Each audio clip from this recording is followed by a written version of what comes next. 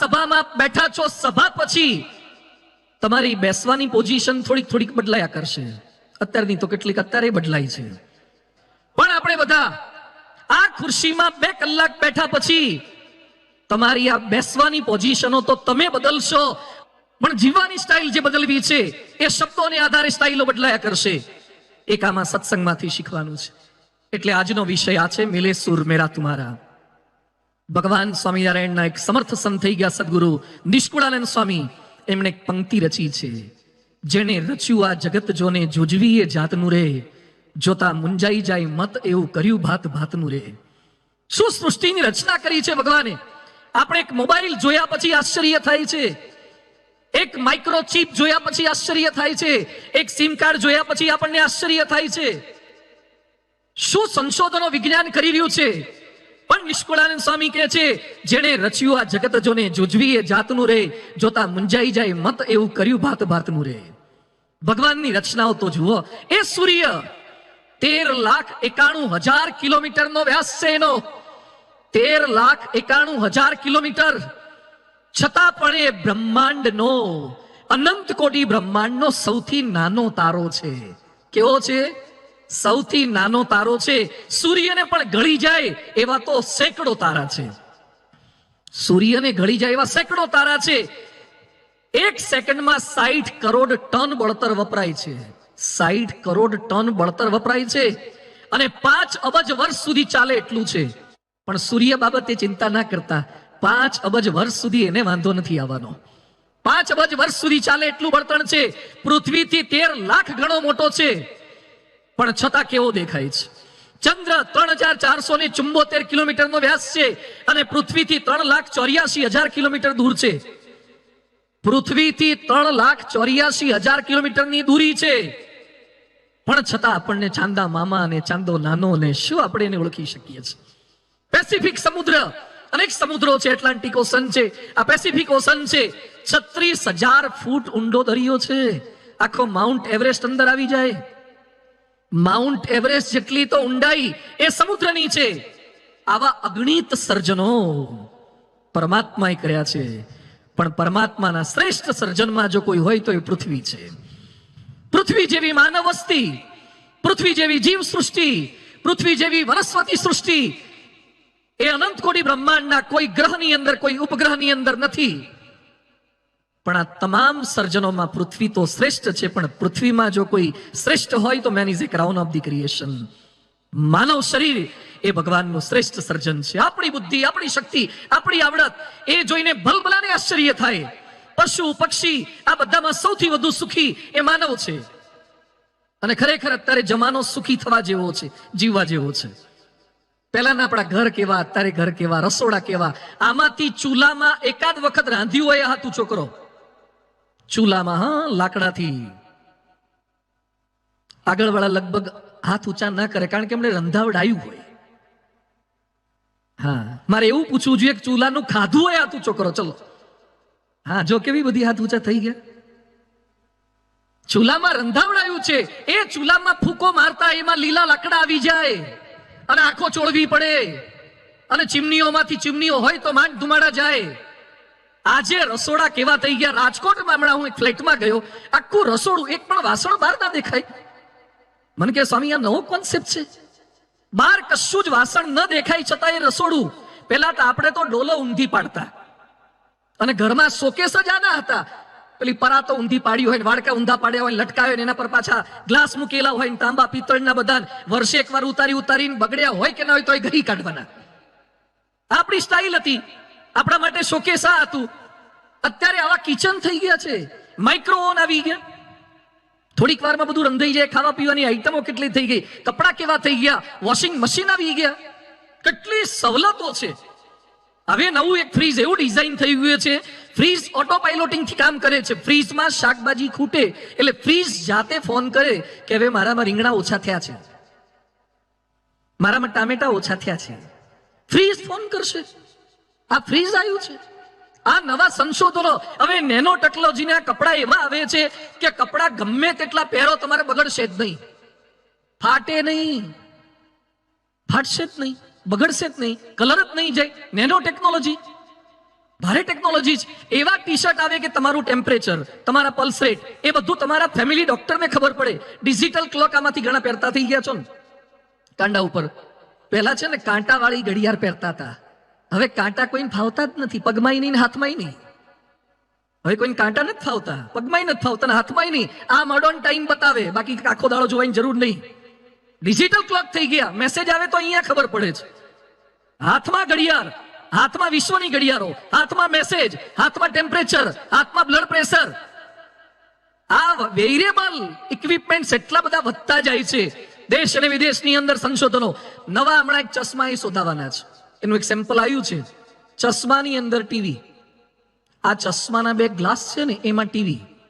તમે સભામાં પહેરીને બેઠા હોય એટલે મને એમ લાગે કે તમે મારું પ્રવચન સાંભળો છો ને બેઠા બેઠા આઈપીએલ જોતા હોય. બોલો, આવા ચશ્મા પછી તો સ્કૂલોમાં તો છોકરાને ચશ્મા પહેરવા જ દેવામાં નહીં આવે. આ કોરોનામાં અરખા નહોતા ભણ્યા તો આવા ચશ્મા આવી જાય તો કરે શું? પણ અત્યારે જીવવા જેવો જમાનો છે, આનંદ કરવા જેવો જમાનો છે. કેવું સુખ, ખાવાનું સુખ, કપડાં પહેરવાનું સુખ, અને કેવા કેવા કપડાં બધા જાત જાતના પહેરે છે. હમણાં અમે એક ભાઈના ઘરે ગયા. એના છોકરા એટલા ફાટેલા કપડાં પહેર્યા હતા, એના પગમાંથી ઢીચણ, કપડામાંથી પેન્ટમાંથી ઢીચણ અડધા બહાર આવી ગયા હતા. એટલે પેલા ભાઈની બાજુમાં હું બેઠો, કીધું આટલી બધી મંદી છે, આટલા ફાટેલા લુગડા તમારા છોકરાને પહેરાવા પડે છે? મને કે સ્વામી મંદી નથી, આ તો મોંઘામાં મોંઘા લુગડા છે. ફાટેલા બોલો. પેલા જેની પાસે પૈસા નહોતા ને એ ફાટેલા પહેરતા હતા. આજે જેની પાસે પૈસા બહુ છે પણ આબરૂ નથી ને એ ફાટેલા પહેરે છે.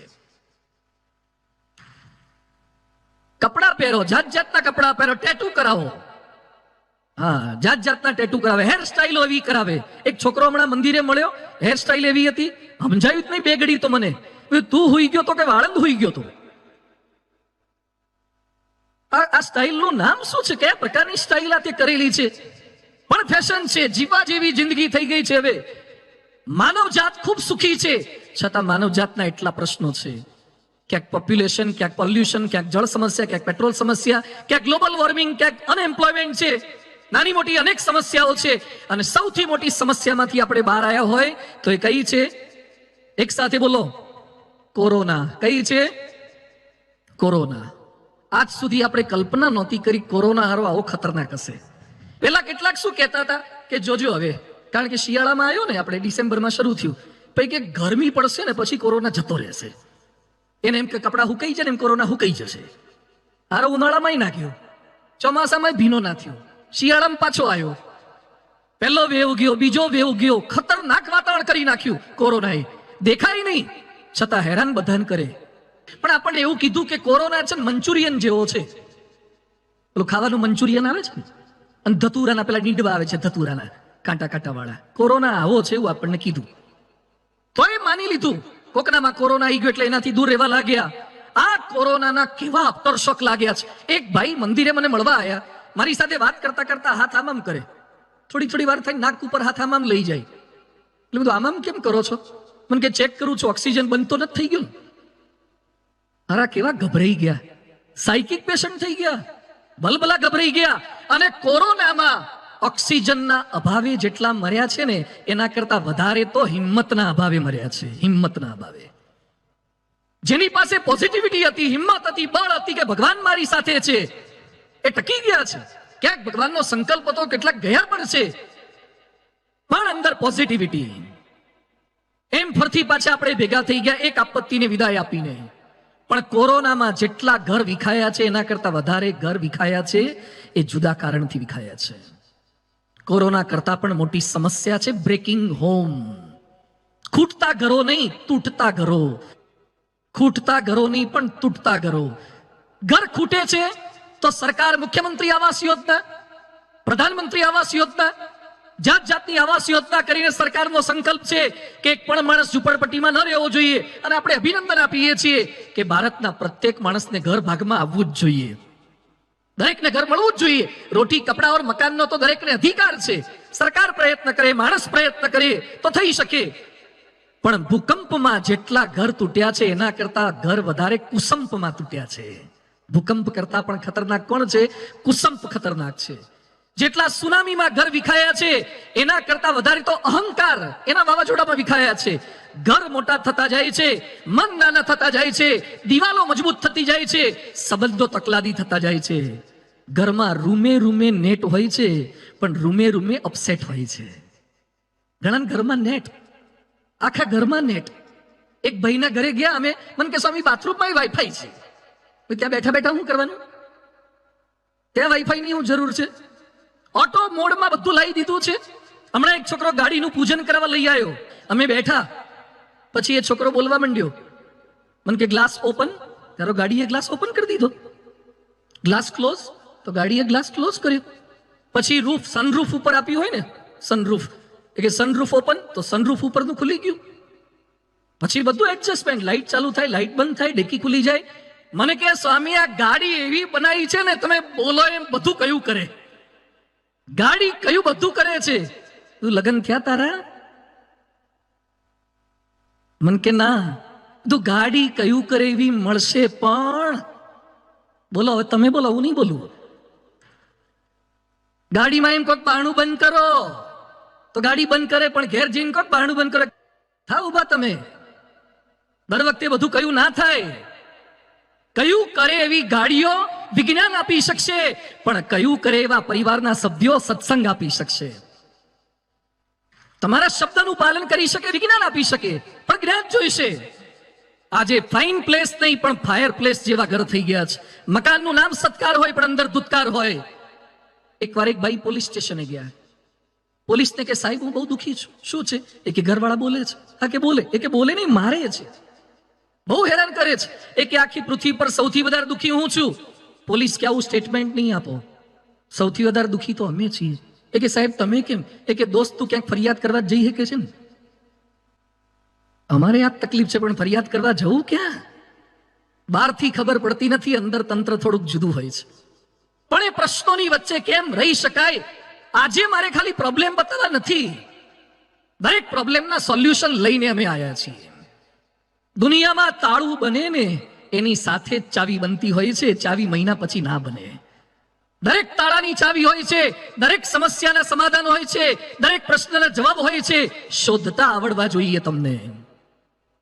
જો પ્રેમાળ સંબંધો તમારા હશે, રિલેશન્સ તમારા વધારે સારા હશે, તો પ્રશ્નો આવશે, સમસ્યા આવશે, વિઘ્નો આવશે, સંકટો આવશે, આપત્તિ આવશે, પણ તમે શાંતિથી રહી શકશો.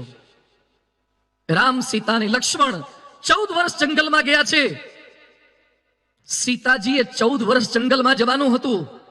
રામ સીતાને કહે છે કે સીતા, જંગલના કષ્ટ પડશે, માતા પિતાને મળવા નહીં મળે, ઘર સારું નહીં હોય, ફર્નિચર નહીં હોય, બધે ચાલતા જવાનું છે, રસોઈ જાતે કરવાની છે, પાણી જાતે ભરવાનું છે, કપડા જાતે ધોવાના છે, અનેક કષ્ટો છે.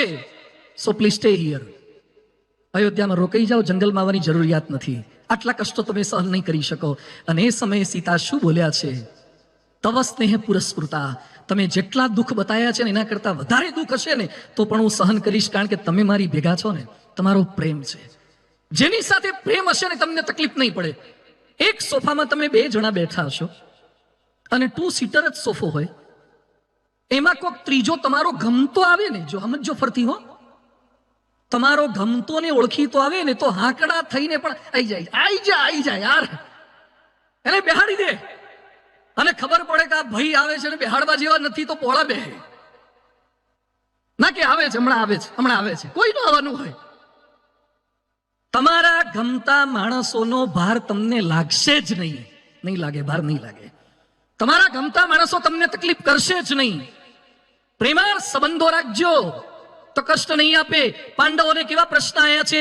બાળપણથી અન્યાય, લાક્ષાગૃહમાં બાળી નાખવાના પ્રયત્ન થયા, જુગારમાં કપટ થયું, વનમાં મોકલ્યા, અજ્ઞાતવાસ થયું, વસ્ત્રાહરણ કરવામાં આવ્યું દ્રૌપદીનું.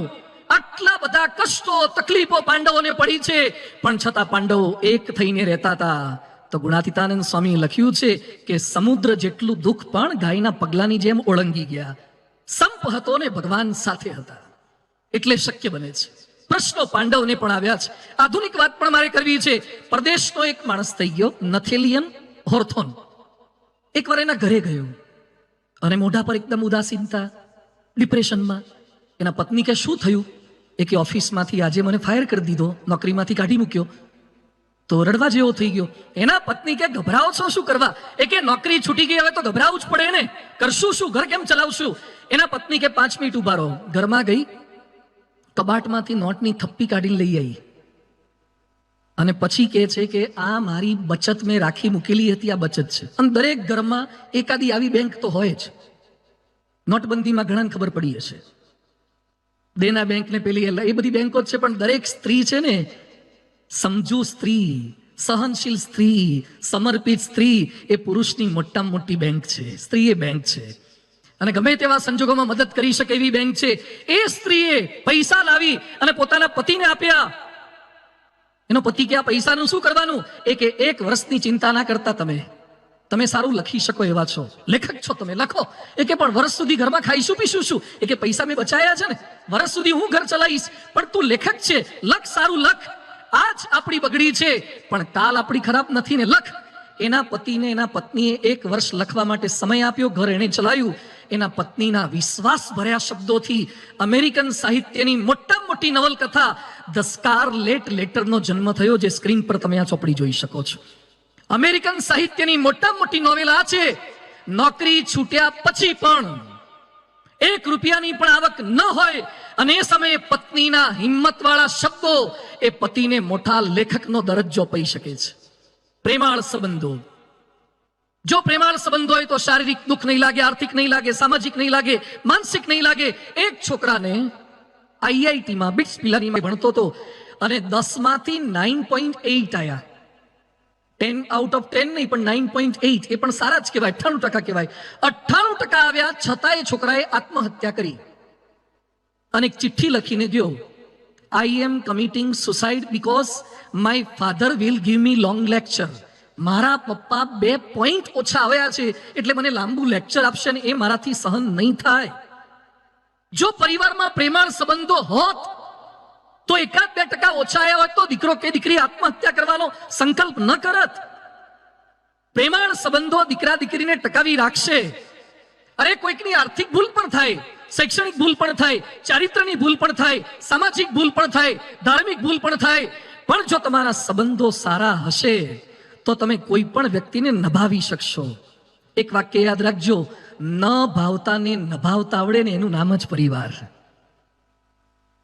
ન ભાવતાને પણ નભાવતા આવડે ને, ન ભાવતા નભાવો. ન ભાવતા શાક હોય તો વાંધો નથી, ન ભાવતું વાતાવરણ હોય તો વાંધો નથી, ન ભાવતી વ્યક્તિઓને પણ ભાવતી કરવાની છે. એ વાત આપણે સમજવાની છે. આ બધું જ હોય, પદ, પૈસો, પ્રતિષ્ઠા, પણ જો આ સમજણ નહીં હોય તો પ્રશ્નો થયા છે. આજે વિશ્વના એવા કેટલાક મહાનુભાવોની યાદી મારે આપને બતાવી છે અને અહીંયા જેટલા બેઠા છો ને, હું એક એક વ્યક્તિનું નામ બોલતો જઈશ. તમે એમ માનો છો કે ડોક્ટર થઈ ગયા એટલે જિંદગી પૂરી થઈ ગઈ, એન્જિનિયર થઈ ગયા, ઉદ્યોગપતિ થઈ ગયા, લેખક થઈ ગયા, રાજકારણી થઈ ગયા. અરે જોજો આ પ્રસંગો, જેની જિંદગીમાં બધું હતું છતાં પણ જો પારિવારિક એકતા નહોતી, કેવી તકલીફો થઈ છે. એમાં પહેલા છે અબ્રાહમ લિંકન, અમેરિકન રાષ્ટ્રપ્રમુખ. એક કઠિયારાનો છોકરો, ગરીબીમાં ભણ્યો, ઝાડની છાલ ઉપર ABCD લખતા શીખ્યો, રાજકારણમાં 13 વાર હારી ગયા પણ ડગ્યા નહીં. 13 વાર નિષ્ફળતા મળી છે, ડગ્યા નહીં. ગુલામ પ્રથા નાબૂદ કરવા માટે અનહદ પ્રયત્ન કર્યો. એ જ અબ્રાહમ લિંકને એકવાર આત્મહત્યાનો પ્રયત્ન કર્યો હતો. 13 વખત હારી ગયા, ગભરાયા નહીં. ગુલામોની સામે જજુમ્યા, ગુલામોનો પક્ષ રાખવા જજુમ્યા, એમાં હિંમત હાર્યા નહીં. આર્થિક કટોકટીમાં હિંમત હાર્યા નહીં. એ અબ્રાહમ લિંકને આત્મહત્યાનો પ્રયત્ન કર્યો કારણ કે એની પત્ની બહુ વઢકણા હતા, એના પત્ની બહુ ત્રાસ આપતા હતા અને મરી જવાનો પ્રયત્ન કર્યો. રાષ્ટ્ર પ્રમુખ થયા પણ જો પત્ની સાથેના સંબંધો સારા નહોતા તો તકલીફ થઈ. સારો અભ્યાસ કર્યો તો નેપાળના દીપેન્દ્રએ, નેપાળના રાજકુંવર દીપેન્દ્ર રાજાનો દીકરો હતો અને બ્રિટનમાંથી ગ્રેજ્યુએટ થયેલો હતો, છતાં એક છોકરી માટે પોતાના પરિવારના 8 સભ્યોની હત્યા કરી નાખી. અને બિહારના કલેક્ટર મુકેશ કુમાર પાંડે કલેક્ટર હતા, IAS ઓફિસર હતા, UPSC ક્લિયર કરેલા હતા. આમાંથી કેટલાકને સંકલ્પ હોય છે દીકરાને GPSC કરાવી છે, UPSC કરાવી છે. આ UPSC પાસ આઉટ કલેક્ટર હતો, છતાં કલેક્ટરે આત્મહત્યા કરી. કેમ? પત્ની અને બા સાસુઓના ઝઘડા વચ્ચે બેલેન્સ ન કરી શક્યા એટલે આત્મહત્યા કરી લીધી. સારી નામના પ્રાપ્ત કરી હોય સ્ટીવ જોબ્સ, એપલ. આજે એપલ સાંભળીએ અને સ્ટીવ જોબ્સ યાદ આવે, સ્ટીવનું નામ જોઈએ અને એપલ યાદ આવે. હવે જેટલા ધંધા કરો છો ને ધ્યાનથી સાંભળજો, ધંધો કેમ કરાય. ઘણા 5-7 વર્ષે એમના એમ હોય છે. 1976 પ્રારંભ કર્યો $1,000 મૂડી સાથે. 23મા વર્ષે $10 લાખ કમાતા થયા અને 24મા વર્ષે $1 અબજ કમાતા થયા. 24 વર્ષે તો $1 અબજ કમાયા છે. પણ એના પાર્ટનર વોઝનિયાક સાથે ન બન્યું. રોનાલ્ડ રેગન પાસે પ્રાઇઝ લેવા માટે ગયા હતા તો એ પોતાના પાર્ટનર સાથે સ્ટેજ પર ન ગયા અને એપલ કંપની છોડવી પડી. જો તમારા મિલે સુર મેરા તુમારા નહીં હોય, હ્યુમન રિલેશન સારા નહીં હોય, તો લોકોની વચ્ચે તમે મિક્સઅપ નહીં થઈ શકો. અનેક શોધ સંશોધન કર્યા. સ્ટીફન હોકિંગ સંપૂર્ણ ડિસેબલ. પૃથ્વી પર આપણામાં ખોળખા પણ નાની મોટી હોય ને આ વૈજ્ઞાનિકને મગજ સિવાય લગભગ કશું હલતું નહોતું. એક આંગળી સહેજ હલતી હતી. આવી પરિસ્થિતિમાં ઓક્સફર્ડમાં, કેમ્બ્રિજમાં, હાર્વર્ડમાં લેક્ચર આપતો હતો વૈજ્ઞાનિક. પીએચડી થયેલો. 2014માં એના પર ફિલ્મ બની છે, થિયરી ઓફ એવરીથિંગ. છતાં એના 2 લગ્ન નિષ્ફળ ગયા. 2 લગ્ન નિષ્ફળ ગયા અને એ મર્યા ને એ પહેલાનું એક સ્ટેટમેન્ટ આવ્યું. હું ધ્યાનથી બોલું છું, બધા ધ્યાનથી સાંભળજો. બ્રહ્માંડના રહસ્ય સમજવાને સમજાવવા સરળ છે, પણ ઘરમાં રહેલી પત્નીને સમજવી અતિ અઘરી છે. આ તો હું તો સ્ટીફન હોકિંગનું એક વાક્ય બોલ્યો છું. આ સ્ટીફનની એકલાની નહીં, ગામ આખાની અનુભૂતિ છે. સમજવા અતિશય અઘરા છે. અનેક શોધ સંશોધન થાય છતાં પણ અઘરું આ છે. વિપુલ સમૃદ્ધિ જીને રીને હાટ પાઈ હતી એને તકલીફ. વિન્સેન્ટ વાન ગોગ ચિત્રકાર, સનફ્લાવરનું એક ચિત્ર દોર્યું હતું એણે. 45 કરોડમાં વેચાયું. એક ચિત્ર 45 કરોડનું. સનફ્લાવર, ખાલી સૂર્યમુખીનું ફૂલ દોર્યું, 45 કરોડમાં ગયું. તમે સૂર્યમુખીનું ફૂલ દોરો કેટલામાં જાય? નીચે લખવું પડે આ સૂરજમુખીનું ફૂલ છે, કારણ ધતુરા જેવું લાગતું હોય. સૂરજમુખી દોર્યા પછી 45 કરોડમાં જાય. એમ કે છે કે ચિત્રકાર થવા કરતા એક સારો પતિ થયો હોત તો વધારે આનંદ આવત. અને આખી દુનિયામાં જે અત્યારે મોટું નામ છે બિઝનેસમેનનું, છોકરાઓ નામ યાદ છે? Elon Musk, SpaceX. એટલો પૈસાદાર માણસ છે, એટલો સાહસિક માણસ છે. જાત જાતનું સ્પેસએક્સ, ઇલેક્ટ્રિક ગાડીઓ, ઉડતી ગાડીઓ, આટલો પૈસાદાર માણસ છે. પણ છતાં એલન મસ્કની સંપત્તિ કેટલી છે? $269 અબજ. કેટલી? $269 અબજ. આટલો પૈસો છે પણ છતાં એલન મસ્કને 3 વાર છૂટાછેડા થયા છે. એના કરતા તમે હારા નહીં? બોલો, તમે સફળ કહેવાય કે સફળ કહેવાય? તમે સફળ છો. જેફ બેઝોસ, $170 અબજ સંપત્તિ છે, એમેઝોનનો માલિક છે, એને એકવાર છૂટાછેડા થયા છે. Napoleon, I have any comfort of this world, but I have not seen 6 happy days in my life. 6 સુખના દિવસો જોયા નથી કારણ કે પત્ની બહુ શંકાશીલ હતી. એલ્ટન જ્હોન, બ્રિટનનો પોપ સિંગર છે. આ એક રાતના 8 કરોડ રૂપિયા ફી લે છે.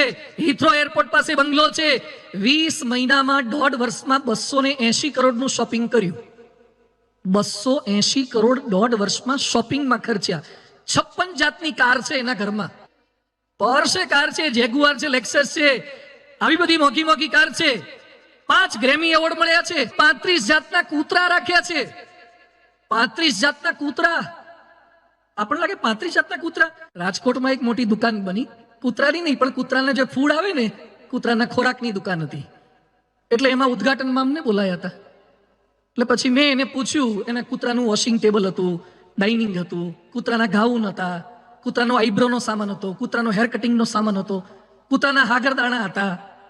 હાગરદાણા આવે ને આપણે પેલું ભેંસોનું, ઢોરનું, એમ કૂતરાનું બધું ફૂડ હતું, બધું કેટલ ફૂડ ને બધું. આ બધું બતાવ્યું. તો હારું, આ કૂતરા તો જલસાવાળી જિંદગી જીવે છે.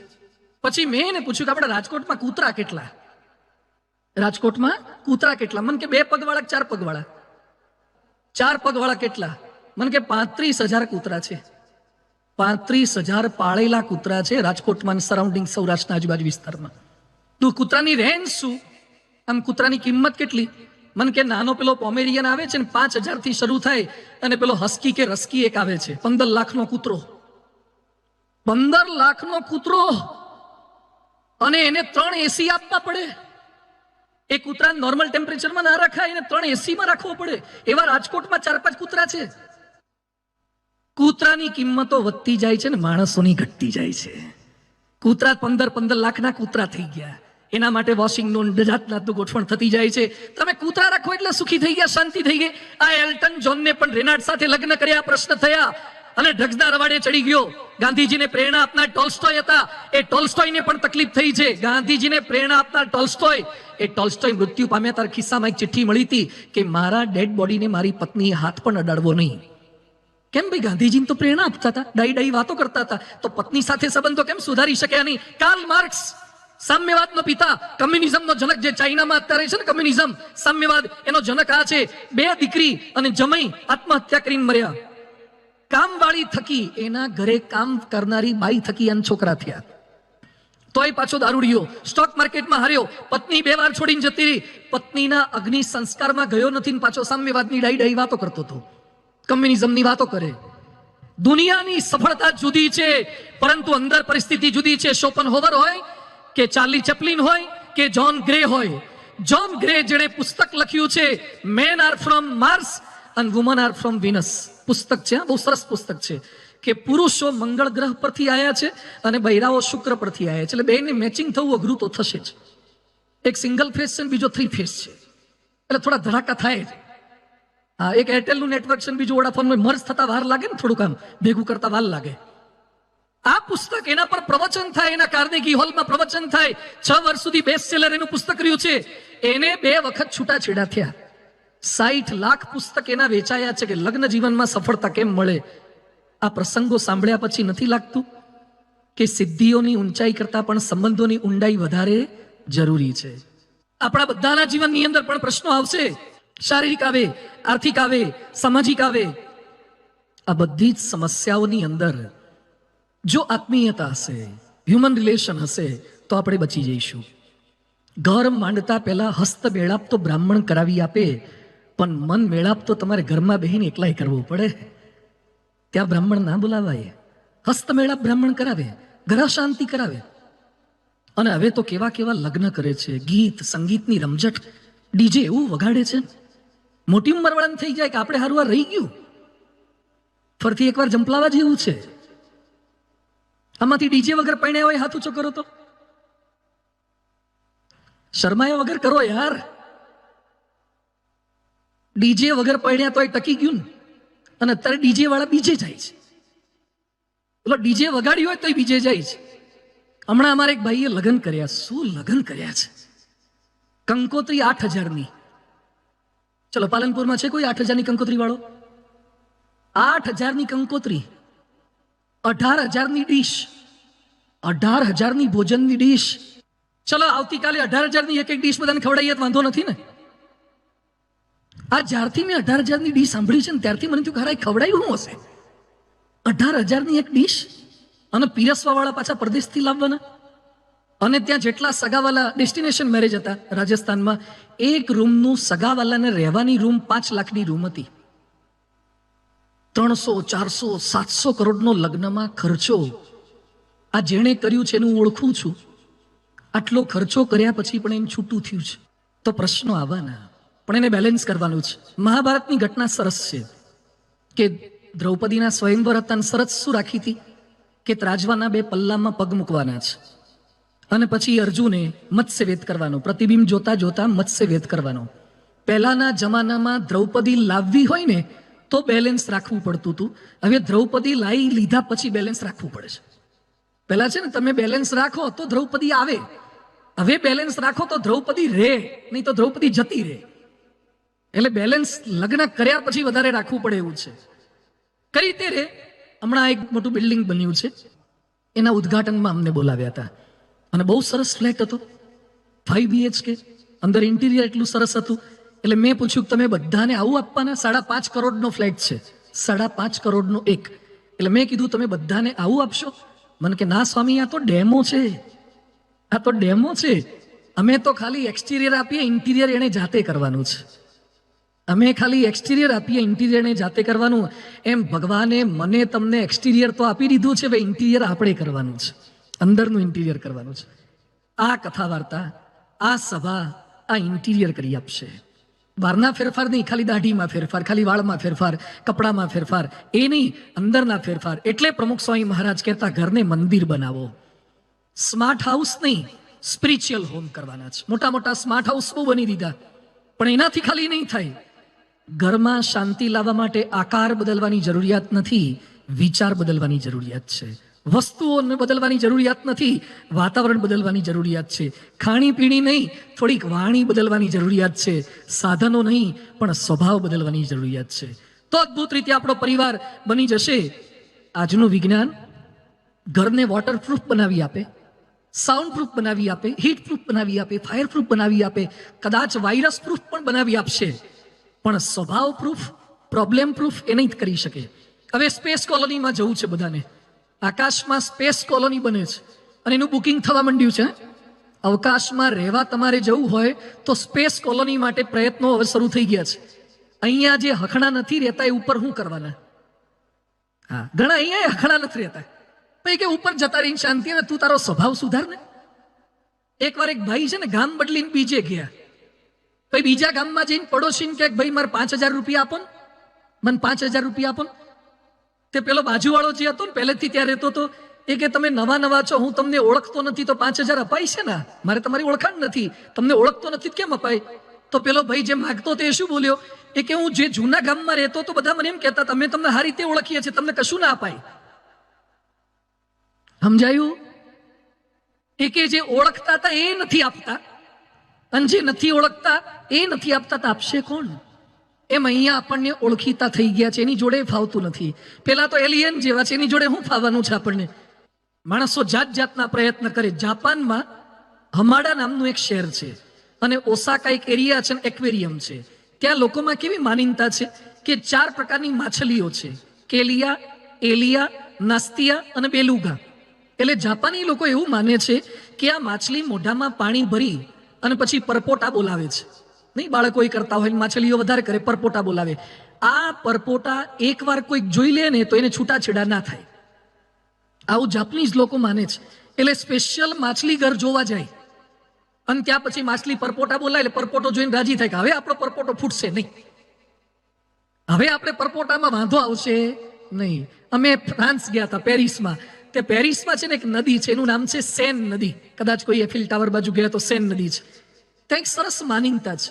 મેં જોયું ને તો એક પુલ છે અને પુલ ઉપર તાળા લગાવેલા હતા. તાળા તમને દેખાતા હશે, તાળા દેખાય છે? આ તાળા, એટલે મેં કીધું આ તાળા શેના માટે લગાવે છે? એ કે અમારે યુરોપમાં એક માનીનતા છે કે જેને લગ્ન થયા હોય એ પતિ પત્ની બે અહીંયા આવે અને પછી તાળું મારે, અને તાળું માર્યા પછી ચાવી નીચે નદીના પાણીમાં નાખી દેવાની. અને પછી એમ મનાય છે કે અહીંયા એકવાર તાળું ફિટ કર્યું એ કર્યું, અને જેનું તાળું મજબૂત થઈ જાય પછી ચાવી નાખી દેવાની, એટલે લગ્ન પૂરા થાય જીવીએ ત્યાં સુધી આ તાળું ખુલે નહીં, લગ્નનું બંધન મજબૂત થઈ જાય. આવા હજારો તાળા. હવે જગ્યા ઓછી પડે છે. અમુક નાના મોટા તાળા હતા, જેને થોડી શંકા હતી તો આવડું આવડું મારતા હતા, મોટું મોટું લગાવતા હતા. અમુક તો નાનાથી ચલાવતા હતા, અને અમુકને તાળામાં વિશ્વાસ નહોતો કે તાળાનો ખર્ચો કરવા જેવો નથી.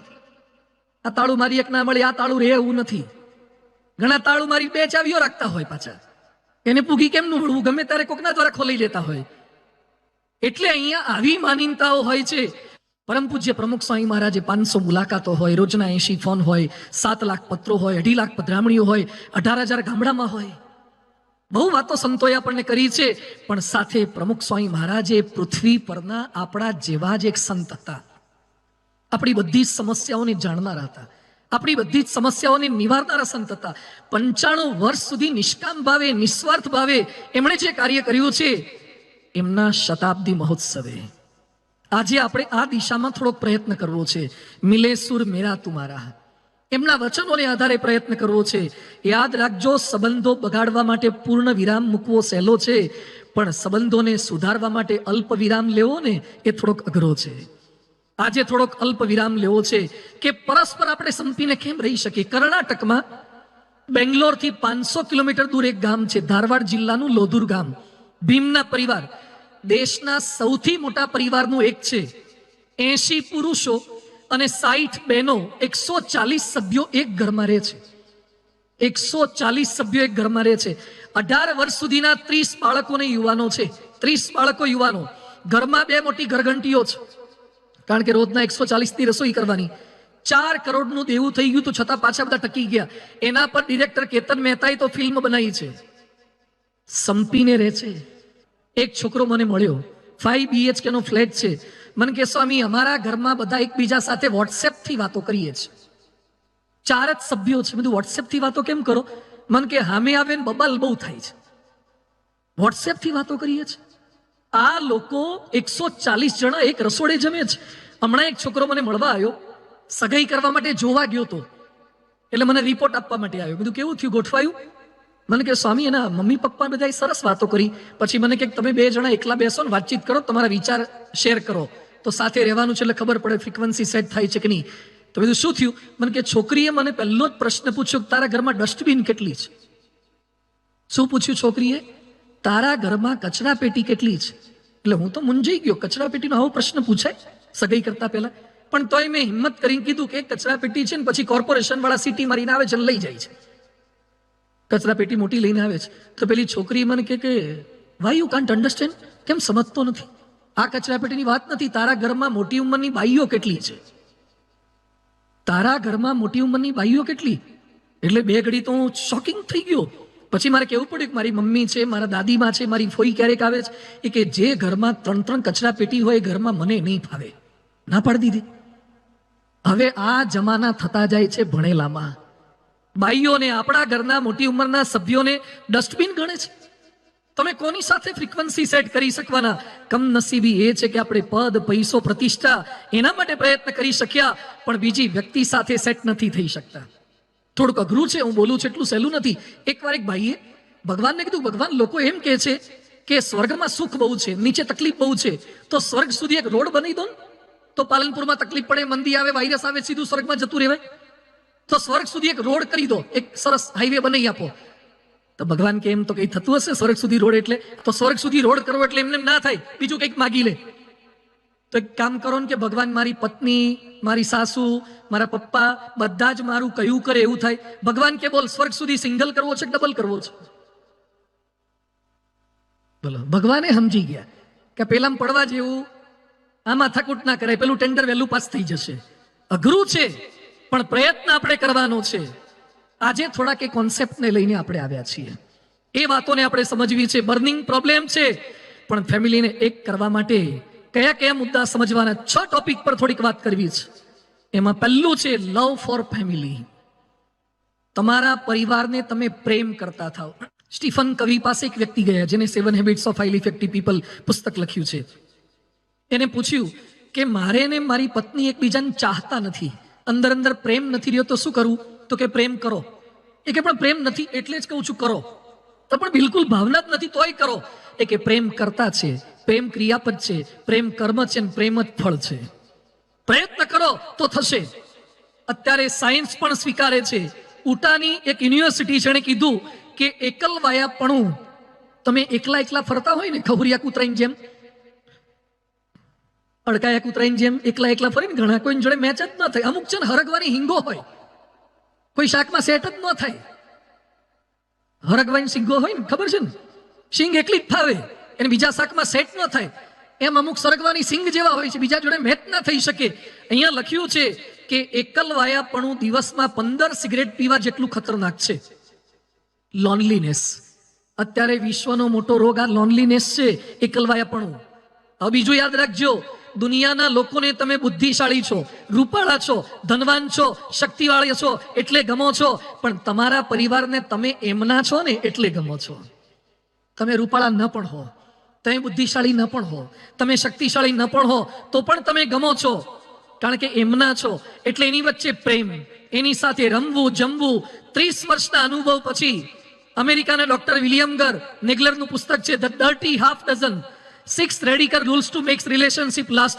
એમાં લખ્યું છે કે 24 કલાકમાં 24 મિનિટ તો તમારા પરિવાર સાથે ફાળવો, એને પ્રેમ કરો. અને પ્રેમ હશે તો કષ્ટ કોઈ લાગશે નહીં. સીતાને 14 વર્ષનો વનવાસ આવ્યો, રાવણને ત્યાં વર્ષ રહેવું પડ્યું. પાછા આવ્યા પછી સગર્ભાવસ્થામાં રામે કાઢી મૂક્યા, કારણ કે રામ તો મર્યાદા પુરુષોત્તમ હતા. સીતાએ ફરથી મૃત્યુ સમયે પ્રાર્થના શું કરી? ભૂયો યથા મે જનનાંતરેપી ત્વમેવ ભર્તા ન ચ વિપ્રયોગ. હે ભગવાન, જો મને નવો જન્મ મળે તો જન્મો જન્મ રામ જ મારા પતિ થજો. આજકાલની સીતાન જો આટલું વીત્યું હોય તો ફરતી આની જોડે આવે? મોઢું ન બતાવતો તારો, કોઈ દાડો પાછી આવે નહીં. આ તો 7 જન્મ સુધી રામ જ મારા પતિ થાય. અહીંયા બેઠેલાને મારો એક પ્રશ્ન છે કે આવતી વખતે ફરતી પૃથ્વી પર જન્મ લેવાનો થાય, આવા જેવું છે આમાં? કેટલાને પાછા આવવું છે આમ? બાકીના બધા ત્રાસી ગયા લાગે છે. ફરતી આવવાનું થાય તો તમે આ જ પરિવાર સિલેક્ટ કરો ખરા? આ જ પરિવાર મારે જોઈએ. ચલો, જે એમ કહેતા હોય કે મારે આ જ પરિવાર, આ જ સાસુ, હા ધ્યાનથી સાંભળજો, મારે આ જ સાસુ જોઈએ, આ જ સસરા જોઈએ, આ જ વહુ જોઈએ. તમારા પરિવાર સાથે પ્રેમ હશે ને તો એમ લાગશે કે વિશ્વમાં આના કરતા કોઈ સારો પરિવાર નથી. આ પ્રેમનું લક્ષણ છે. પરિવાર સાથે પ્રેમ એટલે આ છે. ગમે તેવા પ્રશ્નો આવે, રાષ્ટ્ર પ્રમુખ ઓબામા એમ બોલ્યા કે હું જ્યારે મૃત્યુ પામીશ, છેલ્લો શ્વાસ લઈ રહ્યો હોઈશ, ત્યારે મારું કોઈ ભાષણ, મારું કોઈ પ્રવચન, મારો કાયદો, મારી સહી કરેલી પેન મને યાદ નહીં આવે, પણ મારા પરિવાર સાથે વિતાવેલી ક્ષણો મને યાદ આવશે. લવ યોર ફેમિલી. પરિવારને પ્રેમ કરો. પ્રેમ કરો એટલે સમય આપો. આ મોબાઈલમાં એટલો ટાઈમ બધા કાઢે છે. આવડો નાનો મોબાઈલ છે, કોણ જાણે એમાં હું ભૂત કરતા ખતરનાક છે. આવડો નાનો મોબાઈલ છે અને ખિસ્સામાં ભેગો ને ભેગો. અત્યારે ઘણા મારી કથા સાંભળે છે ને તો એ ભાણીઓ ભેગો જ રાખે. ઘણા નહીં, નાનો છોકરો હોય ને ડાયપર પહેરાયું હોય એટલે એની માને ચિંતા હોય કે ડાયપરમાં બગડ્યું કે નહીં, એટલે ઘડીએ ઘડી ડાયપર ખોલીને ચેક કરે. એમ ઘણા છે ને ભાણિયાને ખોલીને ચેક કરે કે આવ્યું કે નહીં. તમને શું આવવાનું છે આમાં મોબાઈલમાં? પણ એટલા મોબાઈલના ગુલામ થઈ ગયા, સોશિયલ મીડિયાના. કરાગ્રે વસ્તે લક્ષ્મી કરમુલે, એ બધું નહીં. કરાગ્રે વસ્તે ઇન્ટરનેટમ. હવારના પોરમાં જ સોશિયલ મીડિયા. ઘણા તો રાત્રે હુતા બેટરી ખૂટે પણ શ્રદ્ધા ન ખૂટે. હા, બેટરી ખૂટી જાય, શ્રદ્ધા ન ખૂટે. ઘણા તો સાંભળતા હુઈ ગયા, અડધા એના પર હુઈ ગયા હોય. હવારે ઉઠે ત્યારે તો મોબાઈલ હોધે પાછો એના પર તો હુઈ ગયો હોય. એટલા વ્યસની થઈ ગયા છે. કૂતરું સ્થિર રહે અને પૂંછડી હલે તો વાંધો નહીં, પણ પૂંછડી સ્થિર હોય ને આખું કૂતરું હલે તો તકલીફ ના કહેવાય? એમ આવડો નાનો મોબાઈલ અને આપણને આખા હલાવે, એના એટલા ગુલામ થઈ ગયા. મેં ગઈ વખતે કદાચ ઉલ્લેખ કર્યો તો, મેં લંડનમાં હતા અને પેલો નાનો છોકરો રડતો હતો. એટલે મેં કીધું એની મમ્મીને આપી દો. મને કે સ્વામી હમણાં છાનો રાખું. તો બોલો, ખિસ્સામાંથી મોબાઈલ કાઢ્યો ને આઈફોન હતો ને પેલા નાનો ટાબરિયો, એટલે ઘોડિયામાં તો એના હાથમાં આપે, છોકરો આમામ કરવા માંડ્યું. નાનું ટાબરિયું આમામ કરીને એને જે ફાવતી હતી, જે ગેમ ફાવતી હતી એ કાઢી હરાય અને રમવા માંડ્યું. શાંત થઈ ગયું. એટલે બધું આ કેમનું શીખ્યું અને આને કેમની તાલીમ આપી? પછી મને લાઈટ થઈ કે હવે જેટલા નવા આવવાના અંદરથી ડાઉનલોડ કરીને જ આવવાના, અંદરથી બધા વર્ઝન સાથે જ આવવાના. આ શીખવાડ્યા, તાલીમ આપણે આ આપી. પેલા છત્રપતિ શિવાજી હતા, માતા જીજાબાઈ હાલરડા સંભળાવે. એક ભાઈ મન કે પેલા શિવાજી જેવા શૂરવીર હતા, હવે શિવાજી જેવા કેમ નથી થતા? જીજાબાઈ હોય ને તો શિવાજી આવે. આપણે શૂરવીર કરવા હોય તો જીજાબાઈ થવું પડે છે. એ વાતોને સંસ્કાર આપવા પડે છે. સમય આપો. બધાને મારી વિનંતી છે. એક ભાઈના ઘરમાં હું ગયો તો, એ લોકોએ એક ટોપલી રાખી છે. ઘરમાં પતિ, પત્ની, પરિવારના સભ્યો ખાતા પહેલા બધાએ પોતાના મોબાઈલ મૂકી દેવાના, પછી જ જમવા બેસવાનું. ઘણાના ઘરમાં હું જોઉં છું, એક હાથમાં ખાતા હોય, એક હાથે ખાતા જઈને પાછા આમ જોતા જ હોય. એટલે તાર આટલો મોટો વહીવટ છે? પેલા ખાઈ તો લે હરખી રીતે. ખાતી વખતે મોબાઈલ, હોતી વખતે મોબાઈલ, કોઈ પણ જગ્યાએ કથામાં બેઠા હોય તો મોબાઈલ. આટલા ગુલામ મોબાઈલના કેમ થઈ ગયા? એક ફોન નહોતો તોય ચાલતું હતું. એક સોફા પર પરિવારના 5 સભ્યો બેઠા હોય, 5 ઓનલાઈન હોય. અને જે જાજા ઓનલાઈન રહે ને એ લગભગ આઉટલાઈન જાય. એકલા જે ઘણા લોકો છે ને એકલા હસતા હોય. કોઈક એકલો હસતો હોય તો સમજવાનું કે ક્યાંક કનેક્ટ થયો લાગે છે. કોઈક એકલો એ મલકાતો હોય તો સમજવાનું કે ક્યાંક કનેક્ટ થયો લાગે, અથવા તો ડિસ્કનેક્ટ થયું લાગે છે. બેમાંથી એક હોય. એટલા મોબાઈલમાં. હમણાં હું બોમ્બે જતો હતો, પેલી દુરંતો ટ્રેન હતી, રાત્રે 11:30 બેઠા હતા તો એક દાદા અમારી સામેની બર્થ ઉપર સૂતા હતા, લગભગ 75-80 વર્ષના. તમે થોડો પરિચય કર્યો. પછી બધું હવે તો દાદરે ઉતરવાનું છે, સવારે 6-6:30 ઉતરવાનું સેન્ટ્રલ કે દાદર સુઈ જઈએ. હું જોતો તો દાદા કરે છે હું, કે દાદાએ હેન્ડ્સ ફ્રી કાઢી કાનમાં ભરાઈ, અને દાદા 80 વર્ષના દાદા રાતે આમાં 11:30 શરૂ કર્યું. બોલો, ટચ સ્ક્રીન. હવે આ દાદાને જન્મ્યા પછી તો મોબાઈલ હતો નહીં. હમણાં પણ હારા એવું શીખી ગયા. હવે તો મોટી ઉંમરના ડોહા ડોહી બેઠા બેઠા ગહતા હોય છે આમ ગહતા હોય છે. હવે તો વોટ્સએપમાં નથી કંઈક આવતું, પેલા ચિમ્પાન્જી આમ જોતા હોય છે. એટલે તમને હારો મોબાઈલ વાપરતા આવડે એમાં અભિમાન ન કરો, કારણ કે વાંદરા એ વાપરતા થઈ ગયા છે, ચિમ્પાન્જીઓ એ મોબાઈલ વાપરે છે. પણ જે મોબાઈલ લીધે તમારો પરિવાર ગૌણ થાય ને એટલો ના વાપરો એની ના થઈ, પણ સંબંધો બગડે એટલો મોબાઈલ ના વાપરો. સમય આપો, પરિવારને સમય આપો, સુખમાં યાદ કરો, દુઃખમાં યાદ કરો, પરિવારના સભ્યોને આદર આપો, માન આપો. સરદાર વલ્લભભાઈ પટેલ કોર્ટમાં કેસ લડતા હતા અને માતુશ્રી આવ્યા, માતાને પગે લાગી ગયા, એની ખબર કાઢે, ખબર અંતર પૂછે. પરમ પૂજ્ય પ્રમુખ સ્વામી મહારાજ, અમે 1200 સંતો અને દેશ વિદેશમાં લાખો હરિભક્તો, એક એક હરિભક્ત માટે એટલો એમણે સમય આપ્યો છે, એટલો પ્રેમ કર્યો છે, એટલી લાગણી એમને દરેક માટે હતી. કોઈક સાજા માંદા હોય ત્યારે ત્યાં પહોંચી જવું, એના ખબર અંતર પૂછવા. આ સ્વામીજીએ સંસ્કાર આપ્યા હતા. એટલે પ્રમુખ સ્વામીજી ધામમાં ગયા ત્યારે સારંગપુરમાં એમના અંતિમ દર્શન માટે 3 દિવસમાં 25 લાખ લોકો આવ્યા હતા. 25 લાખ લોકો. આ પ્રમુખ સ્વામી મહારાજનું ઇમોશનલ બેંક બેલેન્સ હતું. તમે ડિપોઝિટ કંઈ કર્યું ના હોય તો વિથડ્રો શું કરી શકો? તમે કોઈ દિવસ અંદર જમાત નથી કરાયું તો ઉપાડ ખરી રીતે મળશે તમને. બીજું છે લોયલ વિથ ફેમિલી, પરિવારને વફાદાર રહો. એકવાર માછલીના બચ્ચાએ એની મમ્મીને પૂછ્યું કે મમ્મી, આપણે પાણીમાં રહેવાનું, પાણીમાં જ સ્કૂલ, પાણીમાં જ લગ્ન, પાણીમાં જ ફરવાનું, અને માણસો બધા જમીન પર કેમ રહે? માછલીએ જવાબ શું આપ્યો કે જે ફિશ હોય પાણીમાં રહે, સેલ્ફિશ હોય જમીન પર રહે.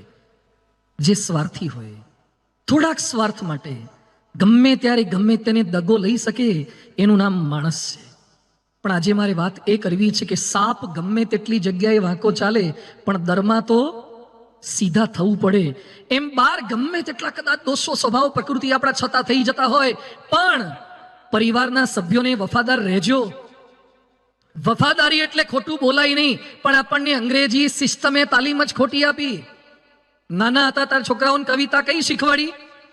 જોની Johnny what papa, eating sugar no papa, open your mouth. મોઢું ખોલ્યું તો અંદર ખાંડ હતી, અને ટેલિંગ લાઈ, ખોટું બોલતો હતો. પહેલેથી છોકરાઓને ખાંડ ખાવાની પણ બાપ આગળ ખોટું બોલવાની કવિતાઓ શીખવાડી, એટલે મોટા થઈને ખાંડ ખવડાવે ને. તાલીમ જ આપણી આ થઈ. છોકરાઓ ખોટું બોલે, અભ્યાસના બહાને ખોટું બોલે, મોજશોખ કરીને ખોટું બોલે, ચેટિંગ ડેટિંગ કરતા હોય. પથારીમાં તમારી હાજરીમાં એ જુદું વાંચે છે. તમારી હાજરીમાં બુક હોય છે ને તમારી ગેરહાજરીમાં ફેસબુક હોય છે.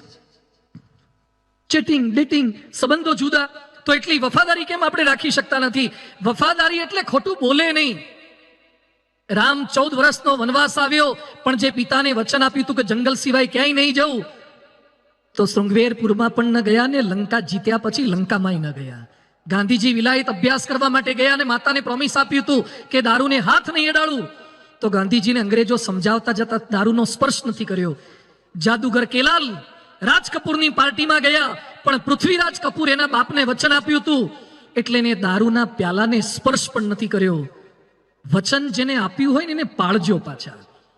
પરમ પૂજ્ય પ્રમુખ સ્વામી મહારાજ સુંદલપુરામાં હતા અને હાર્ટ એટેક આવી ગયો 1983ના વર્ષમાં. આમાંથી જેને હાર્ટ એટેક આવ્યો એને દુખાવો ખબર પડે.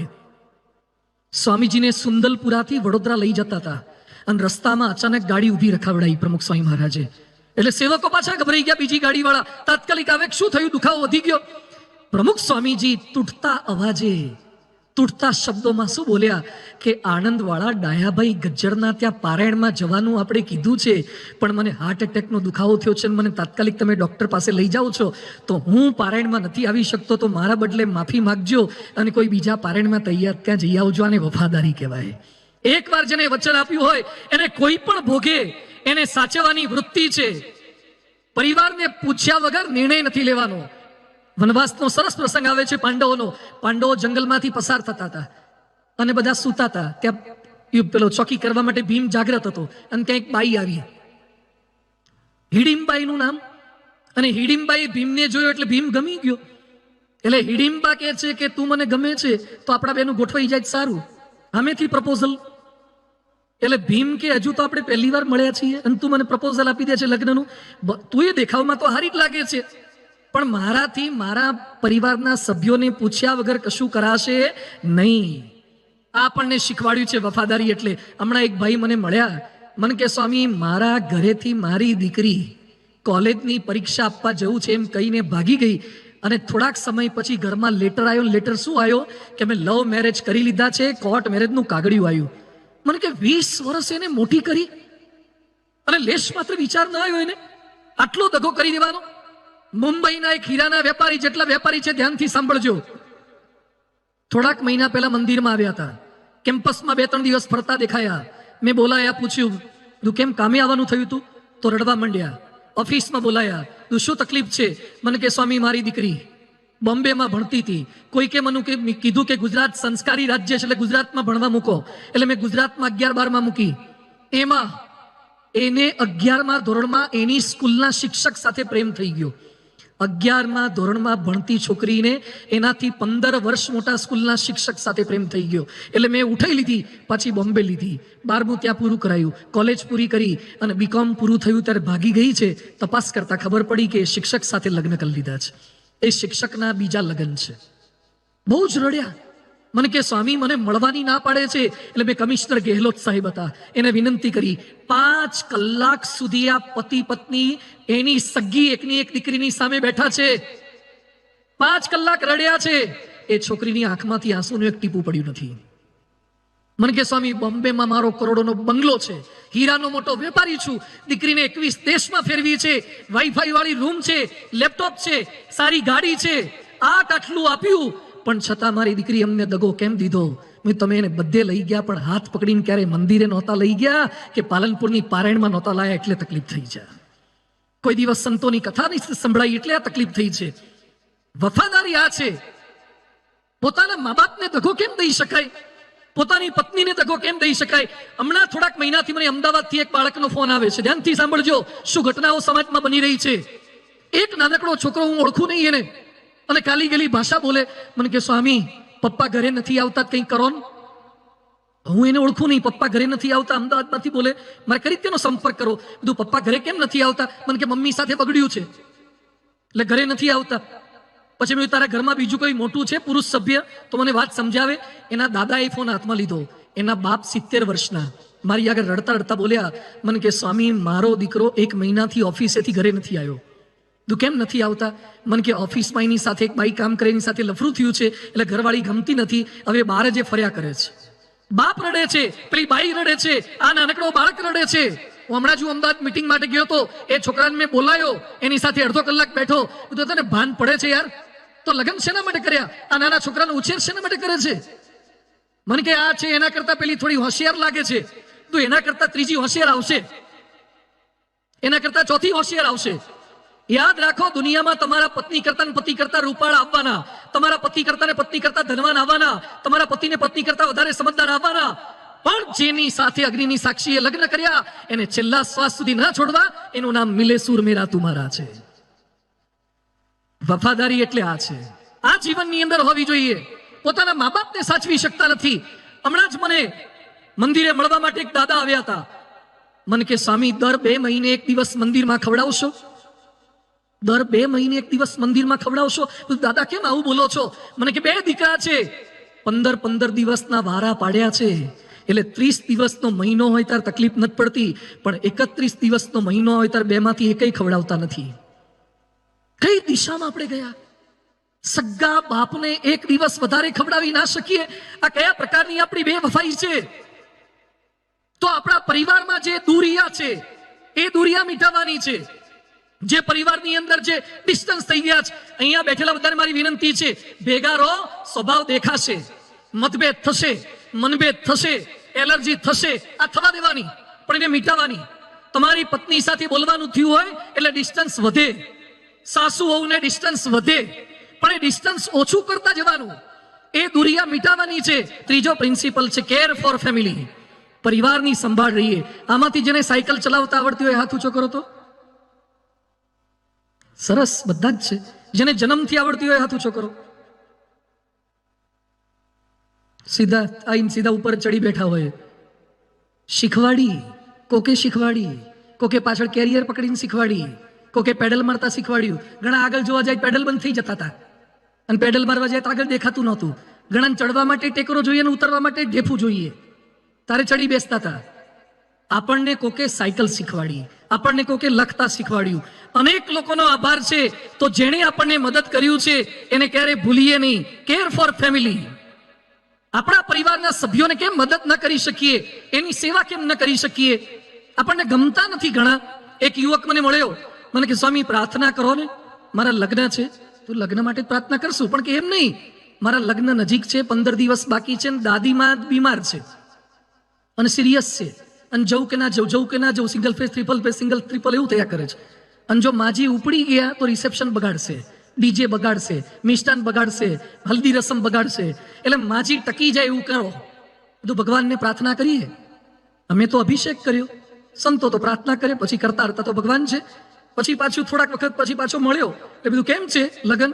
મને કે સુખ શાંતિથી પતી ગયા, કોઈ વાંધો ના આવ્યો. બધું હવે કેવું છે? મને કે સ્વામી પ્રાર્થના કરો ને, 15 દાડાની વાત હતી, 1.5 મહિનો થયો, હવે જવાનું નામ લેતા નથી. ટકી ગયા કે વધારે પડતું ટકી ગયા? આપણને ઘરમાં કોઈ ખંટાતા નથી, વધારે રહે છે, એ તકલીફ છે. તો પરિવારની સેવા, પરિવારની સંભાવના કરવાની છે, એની માગણીની સંભાળ. પરમ પૂજ્ય પ્રમુખ સ્વામી મહારાજે ઇન્દોર IIM ના ડાયરેક્ટર રવિચંદ્રન સાહેબ આવ્યા, એમને કીધું સાહેબ આરામ કરીને જજો. પછી કે છે તમને તો આરામ મળશે, પણ તમારા ડ્રાઈવરને પણ આરામ મળી જાય, એટલે તમે આરામ કરીને જજો. ઇન્દોર IIM ના ડાયરેક્ટર બોલ્યા, this is what we do not teach to IIM to care for people. અમે બીજું શીખવાડીએ છીએ, પણ માણસોની સંભાળ રાખવાનું તો પ્રમુખ સ્વામી મહારાજ પાસેથી શીખવા મળ્યું છે. સંભાળ એટલે આ છે, એની માગણીની સંભાળ, એની લાગણીની સંભાળ. આંસુઓના પડે પ્રતિબિંબ એવા દર્પણ ક્યાં છે, અને કહ્યા વિના સમજે એવા સગપણ ક્યાં છે? કહ્યા વગર સમજી જાય. એક ભાઈ બાદરામાં એના દીકરાને લઈને પ્રમુખ સ્વામી મહારાજ પાસે આવ્યા અને કે સ્વામીજી એને ભણાવો છે, આશીર્વાદ આપો, ડોક્ટર બનાવવો છે. સ્વામી કે પહેલા એને પૂછો જ ખરા કે એને શું બનવું છે? એ કે ના, કે મારે કોઈ પણ ભોગે ડોક્ટર બનાવો જ છે. સ્વામી કે એને પૂછો તો ખરા. સ્વામી કે તારે શું થવું છે? એ કે બાપા મારે એન્જિનિયર થવું છે. સ્વામી કે આગ્રહ ન કરો, એને ડોક્ટર કરવાનો, એન્જિનિયર કરો. આપણે બધા છે ને ફ્રેમ ફિટ જ રાખીએ છીએ અને ફોટા કાપ કરીએ છીએ. ફ્રેમ ફોટા પ્રમાણે બનાવાય. ઘણા પોતાની ફ્રેમમાં પત્નીને ફિટ કરે, દીકરાને ફિટ કરે, એ રીતે સેટ કરે છે. સુરતના એક ભાઈએ મોટો બંગલો લીધો, પત્નીને ગમ્યું નહીં, એટલે પ્રમુખ સ્વામી મહારાજ પાસે આવ્યા અને કે સ્વામી આટલો મોટો બંગલો લીધો, સારો બંગલો લીધો, તો એ પત્નીને ફાવતું નથી, હવે ઘર બદલવાની વાત કરે છે. સ્વામી કે નથી ફાવતું, બદલી નાખો ને. તો પેલા ભાઈ કે સ્વામી એ જ એરિયામાં બીજો સારો છે, ત્યાં લઈ લો. સ્વામી કે બીજો સારો લો, પણ પેલા એને બતાવીને લેજો. રહેવાનું જાજુ એને જ, એને બતાવી લો, એને ગમે છે કે નહીં. જો આ કેર છે, સંભાળ છે, લાગણી છે, આપણે એ નથી કરી શકતા. ન ધરા સુધી, ન ગગન સુધી, ન ઉન્નતિ, ન પતન સુધી. અહીં આપણે તો જવું હતું બસ એકમેકના મન સુધી. આકાશમાં જતા શીખી ગયા આપણે, પણ બીજાને સમજતા નથી શીખી શક્યા. ધ્યાનથી સાંભળજો. એક હીરાના વેપારીનું મૃત્યુ થયું, હીરાનો કારીગર, એનું મોત થયું. એની પત્નીને બાળક 2 જ હતા. એની પત્નીએ તપાસ કરી તો ઘરમાંથી એક પડીકું મળ્યું. પડીકું ખોલ્યું તો હીરા દેખાયા. એટલે પત્નીને એમ થયું કે હવે ઘર ચલાવવા માટે પૈસા તો જોઈશે, પતિ તો મરી ગયા, હું તો હીરા ઘસી શકું એમ નથી, તો આ હીરા વેચી નાખીએ તો ઘર ચાલે, છોકરા ભણે. એટલે એનો ભાઈ પણ હીરા જ ઘસતો હતો. એટલે એને બોલાયા કે ભાઈ મારા પતિ તો ગુજરી ગયા છે, પણ હીરાનું એક પડીકું ઘરમાંથી હાથ આવ્યું છે ને મોટું પડીકું છે, તો તું હીરાનો વેપાર કરે છે, આટલા મને વેચી આપ ને પૈસા આપ, તો એમાંથી મારું ઘર ચાલે. પેલા ભાઈએ હીરાનું પડીકું ખોલીને જોયું, પછી મલકાયો, પછી બંધ કરીને પાછું આપી દીધું ને કહે છે બેન હીરા રાખ તારી પાસે, વેચવા નથી, હું બેઠો છું ને, ભાણિયાને ભણવાની જવાબદારી મારી છે, તું ચિંતા ના કરીશ. ધીમે ધીમે ઘર ખર્ચ બધું આપતા ગયા. પેલો ભાણિયો મોટો થયો અને ભાણો પાછો શીખ્યો હીરાનું જ. હીરા પારખું થઈ ગયો. પછી એની માએ કીધું બેટા તારા બાપુજી તું નાનો હતો ત્યારે મરી ગયા હતા, અને એ વખતે હીરાનું પડીકું મૂકીને ગયા હતા, મેં ખોલ્યું તું, પણ મામાએ ના પાડી હતી કે હાલ નથી, ઘરનું ગુજરાન તો હું ચલાવીશ. હવે તું હીરા શીખી ગયો, તને બતાવું કે કેવા હીરા તારા બાપ મૂકીને ગયા છે, તો આપણે નવી ગાડી મકાન માટે તારા લગ્નમાં કામ લાગે. એની માએ જેવું પડીકું બતાવ્યું અને છોકરાએ હાથમાં લીધું ને બધું ફેંકી દીધું. એની માં કે બેટા શું કરે છે, આ હીરા કેમ ફેંકી દીધા, તારા બાપ મૂકીને ગયા હતા? એ કે નો, હીરા કાચના ટુકડા છે. એટલે એની માએ એના ભાઈને બોલાયા કે છે ભાઈ આજથી 15 વર્ષ પહેલા, 20 વર્ષ પહેલા મેં તને પડીકું બતાવ્યું કે હીરા છે, તાર તું મને કઈ બોલ્યો નહોતો, અને પાછું મૂકી દેવાની વાત કરી હતી ને અત્યારે મારો દીકરો કહે છે કે આ તો કાચના ટુકડા છે, તો એ વખતે કાચના ટુકડા જ હતા તો તે મને કીધું કેમ નહીં? હવે સાંભળજો બધા જ ભાઈઓ, બેન સાથેના સંબંધો સાચવવા હોય તો, પત્ની સાથેના સંબંધો સાચવવા હોય તો એ ભાઈ કે છે બેન 20 વર્ષ પહેલા પણ એ કાચના ટુકડા જ હતા, પણ હું જો એમ બોલ્યો હોત કે આ તો કાચ છે તો તને એમ થાત કે ભાઈની દાનત બગડી છે, હીરા છે પણ કાચ કઈ મારી પાસેથી પડાવી લેવા છે, પણ મેં તારા દીકરાને હીરા પારખું થવા દીધો અને 12 વાળા સલાહ આપે એના કરતા ઘરવાળા કાચના ટુકડા કે વધારે સારું છે. સત્ય કહેવાનો પણ એક સમય હોય છે. ઘણા કે હું તો બધાને સીધું ચોખ્ખું કહી દઉં, ચોખ્ખું ના કહેવાય. હવે સત્ય કહેવાનો પણ એક સમય હોય છે. તો સંભાળ એટલે આ છે, કેર એટલે આ છે, નિસ્વાર્થ ભાવે પરિવારના સભ્યો સાથે જોડાવાનું છે. ચંદ્ર પર કે મંગળ ઉપર છુપાયેલા પાણી શોધવાનો પ્રયત્ન કરીએ છીએ, પણ પરિવારના સભ્યોની આંખમાં પાણી જોવાનું રહી જાય છે. ચંદ્ર પરનું પાણી, મંગળ પરનું પાણી બહુ કામ નહીં લાગે. પતિ પત્નીની આંખમાં કે બા બાપુજીની આંખમાં ક્યાંક પાણી ડોકાય ને એ થોડુંક જોવાનો પ્રયત્ન કરજો. અને ચોથો મુદ્દો છે બેર ફોર ફેમિલી, પરિવાર માટે સહન કરો. બહુ સરસ વાત છે. પરિવાર માટે થોડુંક સહન કરતા શીખીએ. અમદાવાદમાં એક બાપે દીકરીને કિચન લેવાની ના પાડી તો ઘર છોડીને જતી રહી. રાજપીપળામાં માતાએ પુત્રને ટીવી જોવા માટેના, ફિલ્મ જોવાના પૈસા ના આપ્યા, માતાની હત્યા કરી દીધી. ઝારખંડમાં એક છોકરાએ જેગુઆર ગાડી લેવાની વિનંતી કરી બાપને કે મને જેગુઆર લઈ આપો. BMW તો હતી જ, તો કે મને BMW નથી ફાવતી, જેગુઆર જોઈએ છે. એના બાપા કે BMW નવી છે, આ વાપર, પછી જેગુઆર લાવશું. આ ગુસ્સામાં આવી ગયો અને મોટી એક કેનાલ પસાર થતી તેની બાજુમાં BMW લઈ ગયો અને ધક્કો મારીને અંદર નાખી દીધી. બોલો, પણ સેજ મારા બાપુજીએ મારું ગમતું ના કર્યું, સહન કરી શકતા નથી. એક વાર એક ઘરની અંદર પત્ની દાળ પીરસવા ગયા.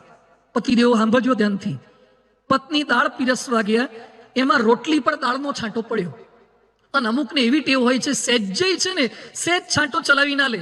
એમાં પતિ ગુસ્સે થઈ ગયા, કેટલા વખતથી પીરસે છે ને પીરસતા આવડતું નથી, રોટલી કૂણી કરી નાખી, ભીની કરી નાખી, હવે કડક નહીં રે, મજા નહીં આવે. અને પત્ની ઉપર ગુસ્સે થઈ ગયા, પત્નીને લાફો માર્યો. બહુ હિંમત વાળા હતા, લાફો માર્યો.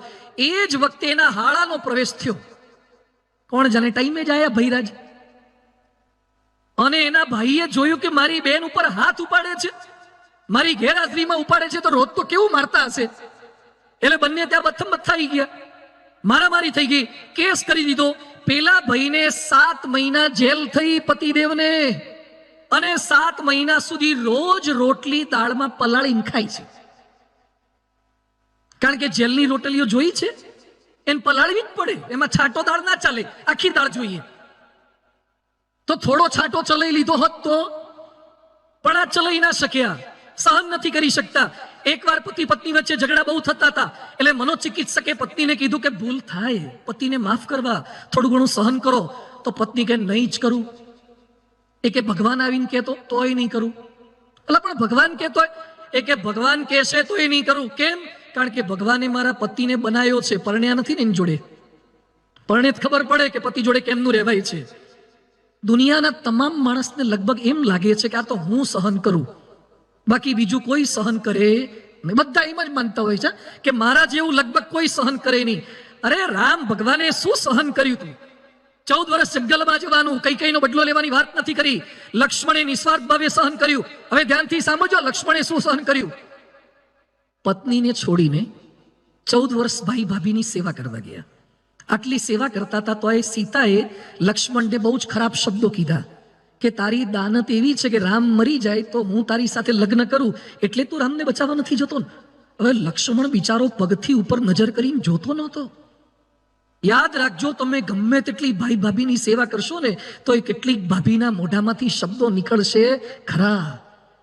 અને લક્ષ્મણ રેખા દોરીને ગયો તો એ ભાભીએ લક્ષ્મણ રેખાનું ઉલ્લંઘન કર્યું, લક્ષ્મણનું અપમાન કર્યું, લક્ષ્મણ રેખાનું અપમાન કર્યું. તોય લક્ષ્મણ બિચારો પાછો ભાભીને શોધવા માટે, મહેનત કરવા માટે પડી ગયો. ભાભી સાથે આંટી રાખી, અબોલા રાખ્યા, રીસ રાખ્યા. કેટલું સહન એને કર્યું હતું. રાવણ સામે જે સીતાએ નજર પણ નહોતી કરી, એ સીતાને રામ અગ્નિ પરીક્ષામાં પસાર કરે. પણ છતાં રામે શંકા કરી છે. અરે અગ્નિ પરીક્ષા કરી અને સગર્ભ અવસ્થામાં કાઢી મૂક્યા છે, છતાં સીતાએ હસ્તે મુખે સહન કર્યું, પાંડવોએ સહન કર્યું, દ્રૌપદીનું વસ્ત્રારણ એ પણ સહન કર્યું. અને ભગવાન કૃષ્ણ જે સહન કર્યું છે ને, જન્મ જ જેલમાં થયો, મૃત્યુ પારધી દ્વારા થયું. દ્રૌપદીને વસ્ત્રાળમાં પહોંચ્યા તો દ્રૌપદી પાછી શું કે, કૃષ્ણ મોડું બહુ કર્યું. કૃષ્ણ કે મોડું નહોતું કર્યું, હું તો વેઇટિંગમાં બેઠો જ તો, તું યાદ કરે પછી અવાય ને, હું તો રાહ જ જોતો હતો. કૃષ્ણ ભગવાને મહાભારત યુદ્ધ અટકાવવાના પ્રયત્ન કર્યા તો એ ગાંધારીએ શાપ આપ્યો કે તારા લીધે જ યુદ્ધ થયું છે, અને કૃષ્ણ ભગવાનને શાપ ખાવો પડ્યો. તો ભગવાને સહન કર્યું, ભક્તોએ સહન કર્યું. પરમ પૂજ્ય પ્રમુખ સ્વામી મહારાજના ચિત્રલેખાના તંત્રીએ પ્રશ્ન કર્યો તો લોકો ટીકા કરે, પ્રશ્નો કરે, તમને લાગતું નથી? પ્રમુખ સ્વામીજી બોલ્યા હતા કે અમને તેની ચિંતા જ નથી. બોલનારા બોલ્યા કરે, એનો વિચાર જ નથી. અરે બોલે નહીં, અક્ષરધામ પર એટેક થઈ જાય ને તો એમને વિચાર નથી આવતો. કોઈ પણ પરિસ્થિતિમાં લેશ માત્ર એ ગભરાતા નથી. આજે વિશ્વવંદનીય સંત મહંત સ્વામી મહારાજ, એમનો એક પ્રસંગ મારે કહેવો છે. મોરબી મહંત સ્વામી મહારાજ આવ્યા હતા ત્યારે મેં સંતો એમને પ્રશ્ન પૂછ્યો કે સ્વામી આપનું પણ અપમાન બહુ થયું છે, અંદરના બહારના તમારી ટીકા કરી છે, હળદૂત કરવાના પ્રયત્ન કર્યા છે, તો તમને લાગ્યું નથી? હવે સાંભળજો, મહંત સ્વામી શું બોલ્યા કે છોકર મત કહેવાય, એ તો બધાની છોકર મત કહેવાય. પછી સ્વામીજી એક વાક્ય બોલ્યા કે મને ક્યારે કોઈએ અપમાન કર્યું એવું લાગ્યું જ નથી. આ કઈ ભૂમિકા પર જીવતા હશે? એ દાઢમાં તો નહીં પણ દાંતમાંય નથી રાખતા કોઈને. એમને તો દાઢમાં તો રાખતા જ નથી, કોઈને દાંતમાંય નથી રાખતા. લડાઈ અપને આપ સે હો તબ જીતના ચાહીએ. આ જોજો ધ્યાનથી, હિન્દી કોટેશન યાદ રાખજો ને બોલજો કાલે એકવાર. અત્યારે હું બોલાવું છું, બોલો. લડાઈ અપને આપ સે હો तब जीतना चाहिए, लड़ाई जो अपनों से हो तब हारना चाहिए. સમજી ગયા? પોતાની જાત સાથે લડાઈ થાય તો જીતીને બતાવવાનું, એમાં હારી જઈએ છે. રાત્રે એલાર્મ મૂક્યું કોણે હોય? આપણે. અને હવારના પોરમાં સ્નૂઝ દબાઈને પાછું હુઈ કોણ જાય? આપણા એલાર્મને આપણે જ ખોટું પાડીએ છીએ ને. તો કેમ હારી ગયા પોતાની જાત સામે? જાત સામે હારી. ખાવા બેસતા પહેલા બધા શું કે હવે માપનું ખાવું છે, ભલે કોઈ આગ્રહ કરે ખાવું નથી, અને જમીન ઉભા થઈને પછી હારું વધારે ખવાઈ ગયું. મોટે ભાગે લગભગ બધા બક્કલ ઢીલા કરતા હોય. કેમ તો કેમ હારી ગયા પોતાની જાત સામે? જીભ સામે હારી ગયા, આંખ સામે હારી ગયા, કાન સામે હારી ગયા. પોતાની જાત સામે હારી જાઓ છો. જાત સામે જીતો અને પોતાના પરિવારજનો સામે હારી જાઓ તો મિલે સુર મેરા તુમારા થશે. એની સામે હારી જવાનું છે. પોતાના જે કઈ સ્વજનો છે એની સામે હારી જવાનું, અને આપણને જ્યાં મળ્યા છે એની સામે હારવાનું. પ્રશ્નો તો થાય, વિઘ્નો તો આવે, કોઈ આપણું કહ્યું ન કરે, પણ છતાં આનંદથી રહેવાનું છે. અને કદાચ બધાને પહોંચી વળો એવી તમારી તાકાત હોય. ઉત્તરામચરિતમાં લખ્યું છે, સર્વેશામેવ પર્યાપ્તો રાક્ષસાનામ અહમ યુદ્ધી કિંતુ રામસ્ય પ્રીત્યર્થમ વિસહિષ્યહમ ઈદૃશમ. હનુમાનજીને જ્યારે બાંધી દીધા ત્યારે હનુમાનજી કહે છે, આખી લંકાને હું એકલો પહોંચી વળું એમ છું, પણ છતાં હું લંકાના લોકોને મારીશ નહીં, કારણ કે રામ રાજી નહીં થાય. કેટલાક શું કે હું તો હમણાં મારા બાપને ચોપડાઈ દઉં, મારી બહુને કહી દઉં, મારા પતિને કહી દઉં. તમારામાં બધાને ચોપડાવવાની તાકાત હોય છતાં પણ ચૂપ રહેશો ને તો મિલે સુર મેરા તુમારા થશે. તમારી તાકાત હોય, શક્તિ હોય, બધું જ હોય. દુનિયામાં શક્તિશાળીનો વિજય નથી થયો, સહન શક્તિ વાળાનો વિજય થયો છે. સો બેર ફોર ફેમિલી. આ કરવાનું છે આપણે. સ્વભાવ સહન કરવા પડે, અલગ અલગ પ્રકૃતિ સહન કરવી પડે. રસોઈ કરવા માટેની તપેલી કેવી હોય? ગેસ પર મૂકી હોય, પ્રાઇમસ પર મૂકી હોય તો તપેલી તો ગરમ જ હોય. એને હાથેથી પકડાય નહીં, સાણસીથી કે ગાભાથી પકડવાની. ઘણા કે તપેલી બહુ ગરમ છે, દાજી ગયા. ભાઈ તપેલી તો તપેલી જ હોય, ઉપર મૂકો ત્યારે. સાણસીનો ઉપયોગ કરો. ઘરમાં રસોઈ કરવી હશે ને તો કેટલીક તપેલીઓ જોઈએ. એમાં આપણે ધંધો ચલાવવો હોય ને ત્યારે કેટલીક તપેલીઓ જોઈએ. સમાજ ચલાવવા માટે કેટલીક તપેલીઓ જોઈએ. તપેલી પાસે કામ લેતા શીખી જાઓ. ઘરમાં કોઈક બોલકા હોય, શાંત હોય, કોઈક શંકાશીલ હોય, આળસુ હોય, ખાઉદા હોય, આગા પાછા હોય, પણ દરેકના સ્વભાવ હોય. એક ગામમાં લાઈટ ગઈ એટલે પતિ પત્ની બંને જણા અગાસી પર કંઈક મૂક્યું હશે ને ત્યાં દરવાજે તાળું હતું. એટલે પત્ની કે અગાસીમાં મૂક્યું છે ને પાછો વરસાદ શરૂ થયો છે તો પલળ છે એટલે આપણે લઈ આવીએ. એટલે તાળું મારેલું હતું, પાછું તાળું ઉપર મારી દીધું હતું ઉપરના અગાસીના દરવાજાને. એટલે પતિ પત્ની બંને ગયા. પત્નીએ હાથમાં બેટરી પકડી હતી. પત્ની કે હમણાં હું ખોલી નાખું. પતિ કે અંધારું છું, ભેગો આવું છું બત્તી લઈને. એટલે પતિએ હાથમાં બત્તી પકડી હતી અને પત્નીએ હાથમાં ચાવી લીધી અને ઉપર અગાસીના દરવાજાનું તાળું હતું ને ત્યાં ખોલવા ગયા. પતિએ જોયું કે તાળું જુદું છે ને ચાવી જુદી ભરાવે છે. પણ પતિને લગ્ન થયે 15 વર્ષ થઈ ગયા એટલે અનુભવ હતો, એટલે કે આમાં બોલવામાં ડાપણ નથી. ભલે ભરાવતા, ભલે મથે થોડું. એટલે પેલા 2-3 વાર મથિયા મચડ્યું કર્યું તો એ ખુલે જ નહીં હરખું. એટલે પત્ની કંટાળ્યા. એ કે તાળું ખુલતું નથી, આ ચોમાસામાં લાઈટ ગઈ, એમાં એટલો ગુસ્સો તાળા પર ઉતાર્યો. એટલે પતિએ એકદમ વિનયપૂર્વક પત્નીને કહેવાની હિંમત કરી કે જો તમારી પરમિશન હોય તો હું પ્રયત્ન કરું, હું તાળું ખોલવાનો પ્રયત્ન કરું. એટલે પત્ની પાછા છણકો કરીને શું કે અમારાથી ના ખુલી, તમારાથી હું ખોલવાનું હતું, લો તારે, એમ કરીને ચાવીને જુડો હાથમાં નાખ્યો અને પત્નીએ બત્તી પકડી. પતિની ચાવી તો ખબર જ હતી, પેલા ખોટી ભરાવતા હતા. એટલે પતિએ જેવી ચાવી એકવાર આમ કરીને અને તરત થારું તાળું ખુલી ગયું. એટલે પતિએ પત્ની સામે જોયું કે વાહ, કોંગ્રેચ્યુલેશન્સ, વેલ ડન, અભિનંદન આપશે. ત્યાં પત્ની બત્તી પકડતા પકડતા શું બોલ્યા, બત્તી આમ પકડાય તો ખુલે ને, બત્તી ઝરખી ના પકડે ભાઈ ક્યાંથી ખુલે? હવે આવા લોકોને બોલો કેમ ના પહોંચી વળવું? એટલે બત્તી પકડવા તાળા ખુલે, ચાવીઓ ખોટી ભરાવે છે પાછા. એટલે આ પરિવારની અંદર પ્રેમથી રહેવું હશે તો જાત જાતના અલગ અલગ સ્વભાવો બધાને આપણે સહન કરવા પડશે. પણ એ કરીએ છીએ પાછું માનવાનું નથી, હું જ સ્વભાવ સહન કરું છું એમ નહીં, કહેવાનું પણ નથી. એકવાર એક બહેનના લગ્ન થયા. લગ્ન થયા પછી એમણે પતિ સાથે શરત એવી કરી કે હું મારા બાપુજીના ત્યાંથી એક સુટકેસ લઈ આવ્યું છું. પહેલા તો પેલી પેટી લાવતા હતા, લોઢાની પેટી લાવી છું, અને હું જ્યાં સુધી ન કહું ત્યાં સુધી તમારે આને અડવાનું નહીં. પતિ કે વાંધો નહીં, પિયરમાંથી લાવી છે તો આપણે હું માથાકૂટ કરવી. એટલે પેટી લાવીને મૂકી દીધી. 5 વર્ષ, 10 વર્ષ, 15 વર્ષ, 50 વર્ષ થઈ ગયા. પત્નીએ સામેથી બોલે નહીં, પતિ કે આપણે શું કરવા સામેથી કોકની દાઢીમાં હાથ નાખવાનું, શું કરવા હળી કરવી, નથી જોવી એની પેટી. પછી પત્નીનો અંતિમ સમય નજીક આવી ગયો, પત્ની બીમાર પડ્યા. એટલે પતિ બાજુમાં બેઠા હતા, અંતિમ સમય હતો. એટલે પત્નીએ કીધું પેલી પેટી ઉપર મૂકી છે, 50 વર્ષ થઈ ગયા, આજ સુધી તમે ખોલવાનું નથી કીધું, એ બદલ અભિનંદન, પણ આજે હું કહું છું લાવો પેટી હેઠે લાવો. એટલે પતિ હેઠી લાવ્યા, પેટી ખોલી તો પેટીમાં 2 ઊનની નાની ઢીંગલીઓ હતી, ઊનની બનાવેલી, બૈરાઓ બનાવે ને ઘરમાં, એવી ઊનની નાની ઢીંગલીઓ, 10 લાખ રૂપિયા હતા. એટલે પતિ તો એકદમ ખુશ થઈ ગયા અને આશ્ચર્યચકિત થઈ ગયા. એટલે પછી એને કીધું 10 લાખ રૂપિયાની બચત તે મને કીધા વગર કરી દીધી, ખરેખર તું તો સંયમી કહેવાય ને બચત કરનારી કહેવાય. એ કે 10 લાખ રૂપિયા તો તે બચત ના કર્યા હશે એ મને સમજાઈ ગયું, પણ આ ઊનની ઢીંગલીઓ 2 કરી છે મને સમજાયું નહીં, આ ઊનની ઢીંગલીઓ કેમ?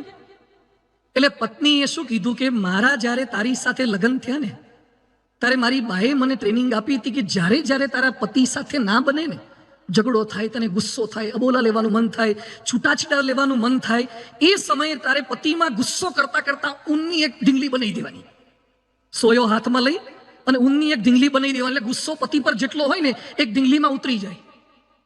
તો એની આ 2 ઢીંગલીઓ તને દેખાય છે, તારા પર મને ગુસ્સો આવ્યો, એની એ ઢીંગલીઓ બની. તો પતિ તો રાજી થઈ ગયો. એ કે 50 વર્ષની આપણી ગૃહસ્થ જીવનમાં 2 જ વાર તને મારા પર ગુસ્સો આવ્યો તો તમારું વર્તન કેટલું સારું કહેવાય. 2 જ વાર તને મારા પર ગુસ્સો આવ્યો. પત્ની કે આ જે 10 લાખ દેખાયા ને ઢીંગલીઓ વેચી એમાંથી આયા છે, આ છેલ્લી 2 તો વેચવાની રહી ગઈ છે. આ ઢીંગલીઓ વેચી એમાંથી કેટલું મેં સહન કર્યું છે. પણ યાદ રાખો, સહન કરો પણ કો નહીં. મિલે સુર મેરા તુમારા એટલે આ છે, પરિવાર સાથે સહન કરવાની ભાવના, જતું કરવાની ભાવના. પરમ પૂજ્ય પ્રમુખ સ્વામી મહારાજ હોય કે પરમ પૂજ્ય મહંત સ્વામી મહારાજ એ શીખવાડે છે. 23 ફેબ્રુઆરી 2019 ના રોજ મહંત સ્વામી મહારાજ પૂનામાં હતા અને રંગોળીમાં એક વાક્ય લખેલું હતું, સંપ રખને કે લીએ ઝુકના હોતા હૈ, સહના હોતા હૈ. દુનિયા આપણને શીખવાડે કે કભી ઝુકેગા નહીં. શું શીખવાડે? જો ઝુકેગા નહીં વો ટીકેગા નહીં. दुनिया सिखवाड़े छे झुकेगा नहीं. અને महंत स्वामी महाराज કહે છે संप रखने के लिए झुकना होता है, सहना होता है, दूसरों को जीताना होता है और स्वयं को हराना होता है. આ જોઈને महंत स्वामी महाराज राजी થઈ ગયા હતા. Make a relation which never ends. એવા રિલેશન બાંધો જે ક્યારે પૂર્ણ ન થાય.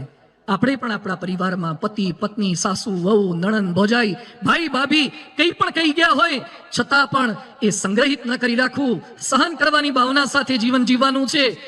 અને 5મો મુદ્દો છે રેપ્યુટ ફોર ફેમિલી. પરિવારનું ગૌરવ વધારીએ. મિલે સુર મેરા તુમારા એટલે રેપ્યુટ ફોર ફેમિલી. તમારા પરિવારનું ગૌરવ વધે એવું તો કંઈક કરો. તમારા નામની પાછળ તમારા બાપનું નામ પણ લાગે છે, તમારા નામની પાછળ તમારા ગામનું નામ પણ લાગે છે, તમારા નામની પાછળ તમારી અટક પણ લાગે છે, તમારા નામની સાથે સાથે ક્યાંક તમારા સગાવાલાના નામ પણ જોડાયેલા છે. બધાનું ગૌરવ વધે એવું કંઈક કરીએ. એક ઉદ્યોગપતિ મને મળ્યા, મને કે સ્વામી મારો દીકરો ઘરની બહાર એના મિત્રો સાથે હુકો પીતા પકડાયો, 8મા ધોરણમાં ભણે છે અને હુકો પીતા પકડાયો. છોકરાને મેં બોલાયો, પકડ્યો બધાને. હુકો ક્યાંથી લાયા? તો પડોશીના છોકરા એમ બોલ્યા કે કાકા તમારા છોકરાએ જ હુકો લીધો છે, 35,000નો હુકો, 35,000નો હુકો લીધો. અને નવી પેઢીને કંટ્રોલમાં કરવી અતિશય અઘરી છે. નવી પેઢીને હમણાં એક ભાઈ એના છોકરાને મારી પાસે આવ્યા, મને કે સ્વામી મારો દીકરો કયું નથી કરતો. શું થયું છે? મને કે બાઇક માગે છે, બાઇક જોઈએ છે ને, તું સગવડ હોય તો લઈ આપો. મને કે ના હજી તો એ 8માં ભણે છે, તો ના લઈ આપતા. 8માં ભણે છે ને બાઇક શાનું લઈ આપવાનું? મને કે જીદ લઈને બેઠો છે કે બાઇક લઈ આપો, નહીં તો હું 4 વ્હીલ નીચે ટ્રક નીચે ઘૂસી જઈશ ને મરી જઈશ. એકનો એક દીકરો છે, બાઇક માટે જીદ લઈને બેઠો છે. તો પછી એને લઈ આવજો ત્યારે ફ્રી પડે ત્યારે, સ્કૂલેથી આવે ત્યારે. મને કે સ્કૂલે ક્યાં જાય જ છે? એણે તો પ્રતિજ્ઞા લઈ લીધી છે કે પહેલું બાઇક પછી સ્કૂલે જવાનું નહીં આવે, સ્કૂલ બંધ કરી દીધી છે. તું ઘરે હોય તો પછી લઈ આવે. મને કે બહાર જ બેહાડ્યો છે સેમ્પલને, પહેલા તમને મળવા આવ્યો છું, હવે એને સમજાવો. તમે બહાર નીકળો, એને મોકલો અંદર. એટલે પહેલા મારી પાસે આવ્યો અને પહેલા એટલી હેત પ્રેમથી મેં વાતો કરીને, તમારા જેવા કોઈ કાજુ કતરી આપી ગયા હતા, તે 2-3 તો મેં મોઢામાં મૂકી. કારણ કે પહેલા દાઢી કરતા પહેલા પલાળવું પડે ને, થોડું કોણું તો કરવું પડે ને, સીધું રેઝર થોડું મરાય. એટલે મેં પહેલા કાજુ કતરી ખવડાવી, બધો પરિચય પૂછ્યો, હાવભાવ કર્યા, સરસ બધી વાત. 20 મિનિટ સુધી દાખલા, દલીલ, લોજિક, સાયન્સ, સ્પિરિચ્યુઆલિટી એની સાથે એટલું સરસ સમજાયું ને. પછી 20 મિનિટ પછી એ છોકરો મને શું કે, મને કે સ્વામી શું તમે બોલો છો? શું તમારી શક્તિ છે? શું બુદ્ધિ શક્તિ છે તમારી અંદર? Logic power. અને અત્યાર સુધી હું જેટલા માણસને મળ્યો છું, તમારા જેવો કન્વિન્સિંગ પાવર મેં ક્યાંય જોયો નથી. તો મારી એક વિનંતી છે કે મારા પપ્પાને સમજાઈ દો ને, બાઇક લઈ આપે. ડોબા 20 મિનિટ આટલા માટે નહોતી કાઢી. આ નવી પેઢી આ છે, એને મારે તમારે બધાય કંટ્રોલમાં રાખવાના છે, એને બદલવાના છે, એને સુધારવાના છે. એટલે ખાલી વાર્તાઓથી ના ચાલે. અત્યારે તો આવતો થઈ ગયો છે ને, બાઇક ભૂલી ગયો છે ને, મંદિરે રેગ્યુલર કરી દીધો છે ને. દુનિયાના ગમે તેવા પ્રશ્નો હોય એના જવાબો સત્સંગમાં છે. તમારા પરિવારનું ગૌરવ વધારી શકે એવા દીકરા તૈયાર કરવા છે, એ સત્સંગમાંથી શીખવા મળશે. આ ભાઈ મને કહે છે મારો દીકરો 35,000નો હુકો લાવ્યો. ગુજરાતમાં જે ડ્રગ્સ વધ્યું છે ને, 30,000 કરોડનું ડ્રગ્સ પકડાયું છે. અમદાવાદની અંદર ડ્રગ્સ પીનારા, ડ્રગ્સ ખાનારા, ઇન્જેક્શન લેનારા, અરે ડ્રગ્સ લેનારા નહીં, ડ્રગ્સ વેચનારા વધી ગયા છે. અમદાવાદના પોલીસ કમિશનર બોલી ગયા કે કેટલાની સ્કૂલ બેગો અમે ચેક કરીએ, સ્કૂલ બેગે ડ્રગ વેચવાનો ધંધો શરૂ થઈ ગયો છે. જો ધ્યાન નહીં રાખીએ તો ગુજરાત અને ભારત કઈ દિશામાં આગળ પ્રગતિ નહીં, અધોગતિ કરવાનું છે. આજે ફ્રેન્ડશિપ અને લવશિપના કુંડાળે ચડી અને મા બાપની આબરૂ ઓછી કરનારા કેટલા દીકરા દીકરીઓ છે, ભાગીને લગ્ન કરનારા કેટલા છે. તમારી હાર જીત એ ખાલી તમારી હાર જીત નથી, તમારા બાપની ને તમારી માની પણ હાર જીત છે, તમારા સમાજની પણ હાર જીત છે. આપણે આપણા પરિવારની આબરૂ વધે એવું કંઈક કરવું છે, આપણા પરિવારને ક્રેડિટ અપાવીએ એવું કંઈક કરવું છે. રામાયણમાં ઉલ્લેખ આવે છે કે યુદ્ધ પૂરું થયા પછી રામ ભગવાનને લઈને હનુમાનજી પોતાના ઘરે ગયા અને એ સમયે રામને જોયા પછી અંજની માતા, અંજનીની આંખમાંથી આંસુ નીકળી ગયા અને અંજની બોલ્યા કે ધન્ય ધન્ય મારી કુખ, કે મેં કેવો દીકરો જણ્યો કે મારા ઘેર ભગવાનને લઈને આવ્યો. આને દીકરો કહેવાય. કેટલાને ઘેર પાનના ગલ્લાવાળા બિલ આપવા આવે, છોકરીનો બાપો આવે, તમારો દીકરો છેડતી કરતા પકડાય છે, સ્કૂલમાંથી સસ્પેન્ડ આવે, એટી આવે અને પેલા સીસીટીવી કેમેરાવાળા કોર્પોરેશન વાળા બિલ મોકલાવે, મેમો મોકલાવે ઘેર. આ એ દીકરા છે. દીકરા એટલે શું છે? પરિવારનું ગૌરવ વધારી શકે દીકરા છે. આજે પ્રમુખ સ્વામી મહારાજે પેઢી તૈયાર કરી છે. અમદાવાદમાં 14 વર્ષનો છોકરો યજ્ઞેશ એનું નામ, એનો જન્મદિવસ હતો. એના પિતાએ વુડલેન્ડના શૂઝ, સારા શૂઝ આવે છે, રીબોકના બધા શૂઝ આવે ને, વુડલેન્ડના શૂઝ, એટલે વુડલેન્ડના મોંઘા શૂઝની ગિફ્ટ આપી હતી. બેટા તારો 14મો જન્મદિવસ છે, તને વુડલેન્ડના શૂઝ મારે આપવા છે. સાંભળજો બધા દીકરાઓ. એ દીકરો એના બાપને કહે છે કે પિતાજી મને આપવું હોય તો વુડલેન્ડના શૂઝ નહીં, બીજી ગિફ્ટ જોઈએ છે. શું ગિફ્ટ જોઈએ છે? બોલ બેટા. એ કે જોઈએ છે મારે તમારી સિગારેટ જોઈએ છે, સિગારેટ મને આપી દો. મારા જન્મ દિવસે તમારી સિગારેટનો ત્યાગ કરો, એ ગિફ્ટ મારે જોઈએ છે. એ કે પણ બેટા હું આટલા વર્ષોથી પીવું છું, મારાથી નહીં રહેવાય. તો મારે વુડલેન્ડના શૂઝ નથી જોઈતા. મને મારા ગુરુ પ્રમુખ સ્વામીએ શીખવાડ્યું છે કે ચારિત્રવાન બનો ને ચારિત્રવાન સમાજ તૈયાર કરો. હું ગામ આખાને વ્યસન છોડાવવા માટે જઉં છું અને મારા બાપ વ્યસની હોય એ હું કઈ રીતે સહન કરી શકું? મારે ચાલવા માટેના સારા બૂટ નથી જોઈતા, પણ મારા બાપ સારા રસ્તે ચાલે ને એવી સુટેવ મારે આપવી છે. અને એ સમયના બાપ બોલ્યા કે બેટા, આજે તું મારો ગુરુ થયો, તે મને જીવન જીવતા શીખવાડી દીધું. પરમ પૂજ્ય પ્રમુખ સ્વામી મહારાજે આ કર્યું છે. પરિવારનું ગૌરવ શિક્ષણથી વધાર્યું છે, સંસ્કારોથી વધાર્યું છે, સારા સ્વભાવથી વધાર્યું છે, સત્સંગની શોભાથી વધાર્યું છે. તો આપણે પણ થોડોક ફેરફાર આ કરવાનો છે, ગૌરવ વધે એવું કાર્ય કરીએ. અને છેલ્લી વાત છે આજની, રિફોર્મ ફોર ફેમિલી. પરિવાર માટે થોડોક સુધારો કરીએ. શેમાં સુધારો? ફર્નિચરમાં સુધારો કરો, રસોડામાં સુધારો કરો, થાળીમાં સુધારો કરો, 3 BHK 4 BHK ગાડીમાં સુધારો કરો. આ સુધારા નહીં, થોડોક આપણી જાતમાં સુધારો કરીએ. પણ બધાને એમ લાગે છે કે મારામાં તો બધું પરફેક્ટ છે. એક ભાઈ ડોક્ટર પાસે ગયા, કાનના ડોક્ટર પાસે, અને કાનના ડોક્ટરને એમ કહે છે કે સાહેબ, મારી ઘરવાળી બહેરી થઈ ગઈ લાગે છે, સાંભળતી નથી, ઓછું સાંભળે છે, બહુ બોલું તોય જવાબ નથી આપતી, સાંભળતી નથી, તો કાનમાં મૂકવાનું મશીન આપો તો જેથી હરખું સાંભળે. તો ડોક્ટર કે પેશન્ટને જોયા વગર મશીન અમે ના આપી શકીએ, પેશન્ટને ચેક કરવા પડે, ડેફનેસના પણ પ્રકાર હોય છે, બહેરાશના પ્રકાર હોય છે, એ મુજબ મશીન અપાય. તો કે સાહેબ મશીન આપો ને, એ તો બહેરી માનતી જ નથી પોતાની જાતને, એટલે આવશે જ નહીં દવાખાને. તો ડોક્ટર કે એક કામ કરો, પેલા ઘરે જઈને તમે ટેસ્ટિંગ કરો, મને નક્કી કરીને આપો કે કેટલા ફૂટનું સંભળાતું નથી. તો કે સાહેબ મારે શું કરવાનું? એ કે 15 ફૂટ દૂર ઉભા રહીને પૂછજો કંઈક, પછી ન સંભળાય તો 10 ફૂટે જજો, ન સંભળાય તો 5 ફૂટે જજો, ન સંભળાય તો કાનમાં કહેજો, એટલે ખબર પડી જાય કે બહેરાશ કેટલી છે. પેલા ભાઈ કે સરસ, કે ઘરવાળી બહેરી છે ને આજે આપણે ટેસ્ટિંગ કરી દઈએ. એટલે ઘરે ગયા અને 15 ફૂટ દૂર ઉભા રહ્યા અને પછી બોલ્યા. પેલી બાઈ રસોડામાં હતી, એ કે શેનું શાક બનાવ્યું? તો એ કઈ સંભળાયું નહીં. એટલે 10 ફૂટે ગયા, કે તકલીફ તો છે જ. 10 ફૂટે જઈને કે શેનું શાક બનાવ્યું? તો એ કઈ સંભળાયું નહીં. 5 ફૂટે ગયા, શેનું શાક બનાવ્યું? તો એમ સંભળાયું નહીં. એ કે 5 ફૂટ તકલીફ તો પાકી તકલીફ છે, 5 ફૂટનું નથી સાંભળતી, અને તો મોટું મશીન મૂકવું પડશે. એટલે રસોડામાં એકદમ પૈરાની પાસે જઈને કાનમાં જઈને કે શેનું શાક કર્યું? ઘરવાળી કે 4 વાર બોલી કે રીંગણાનું કર્યું. 4 વાર બોલી રીંગણાનું કર્યું, હજી સંભળાતું નથી. બોલો મશીન કોને મૂકવાની જરૂર હતી?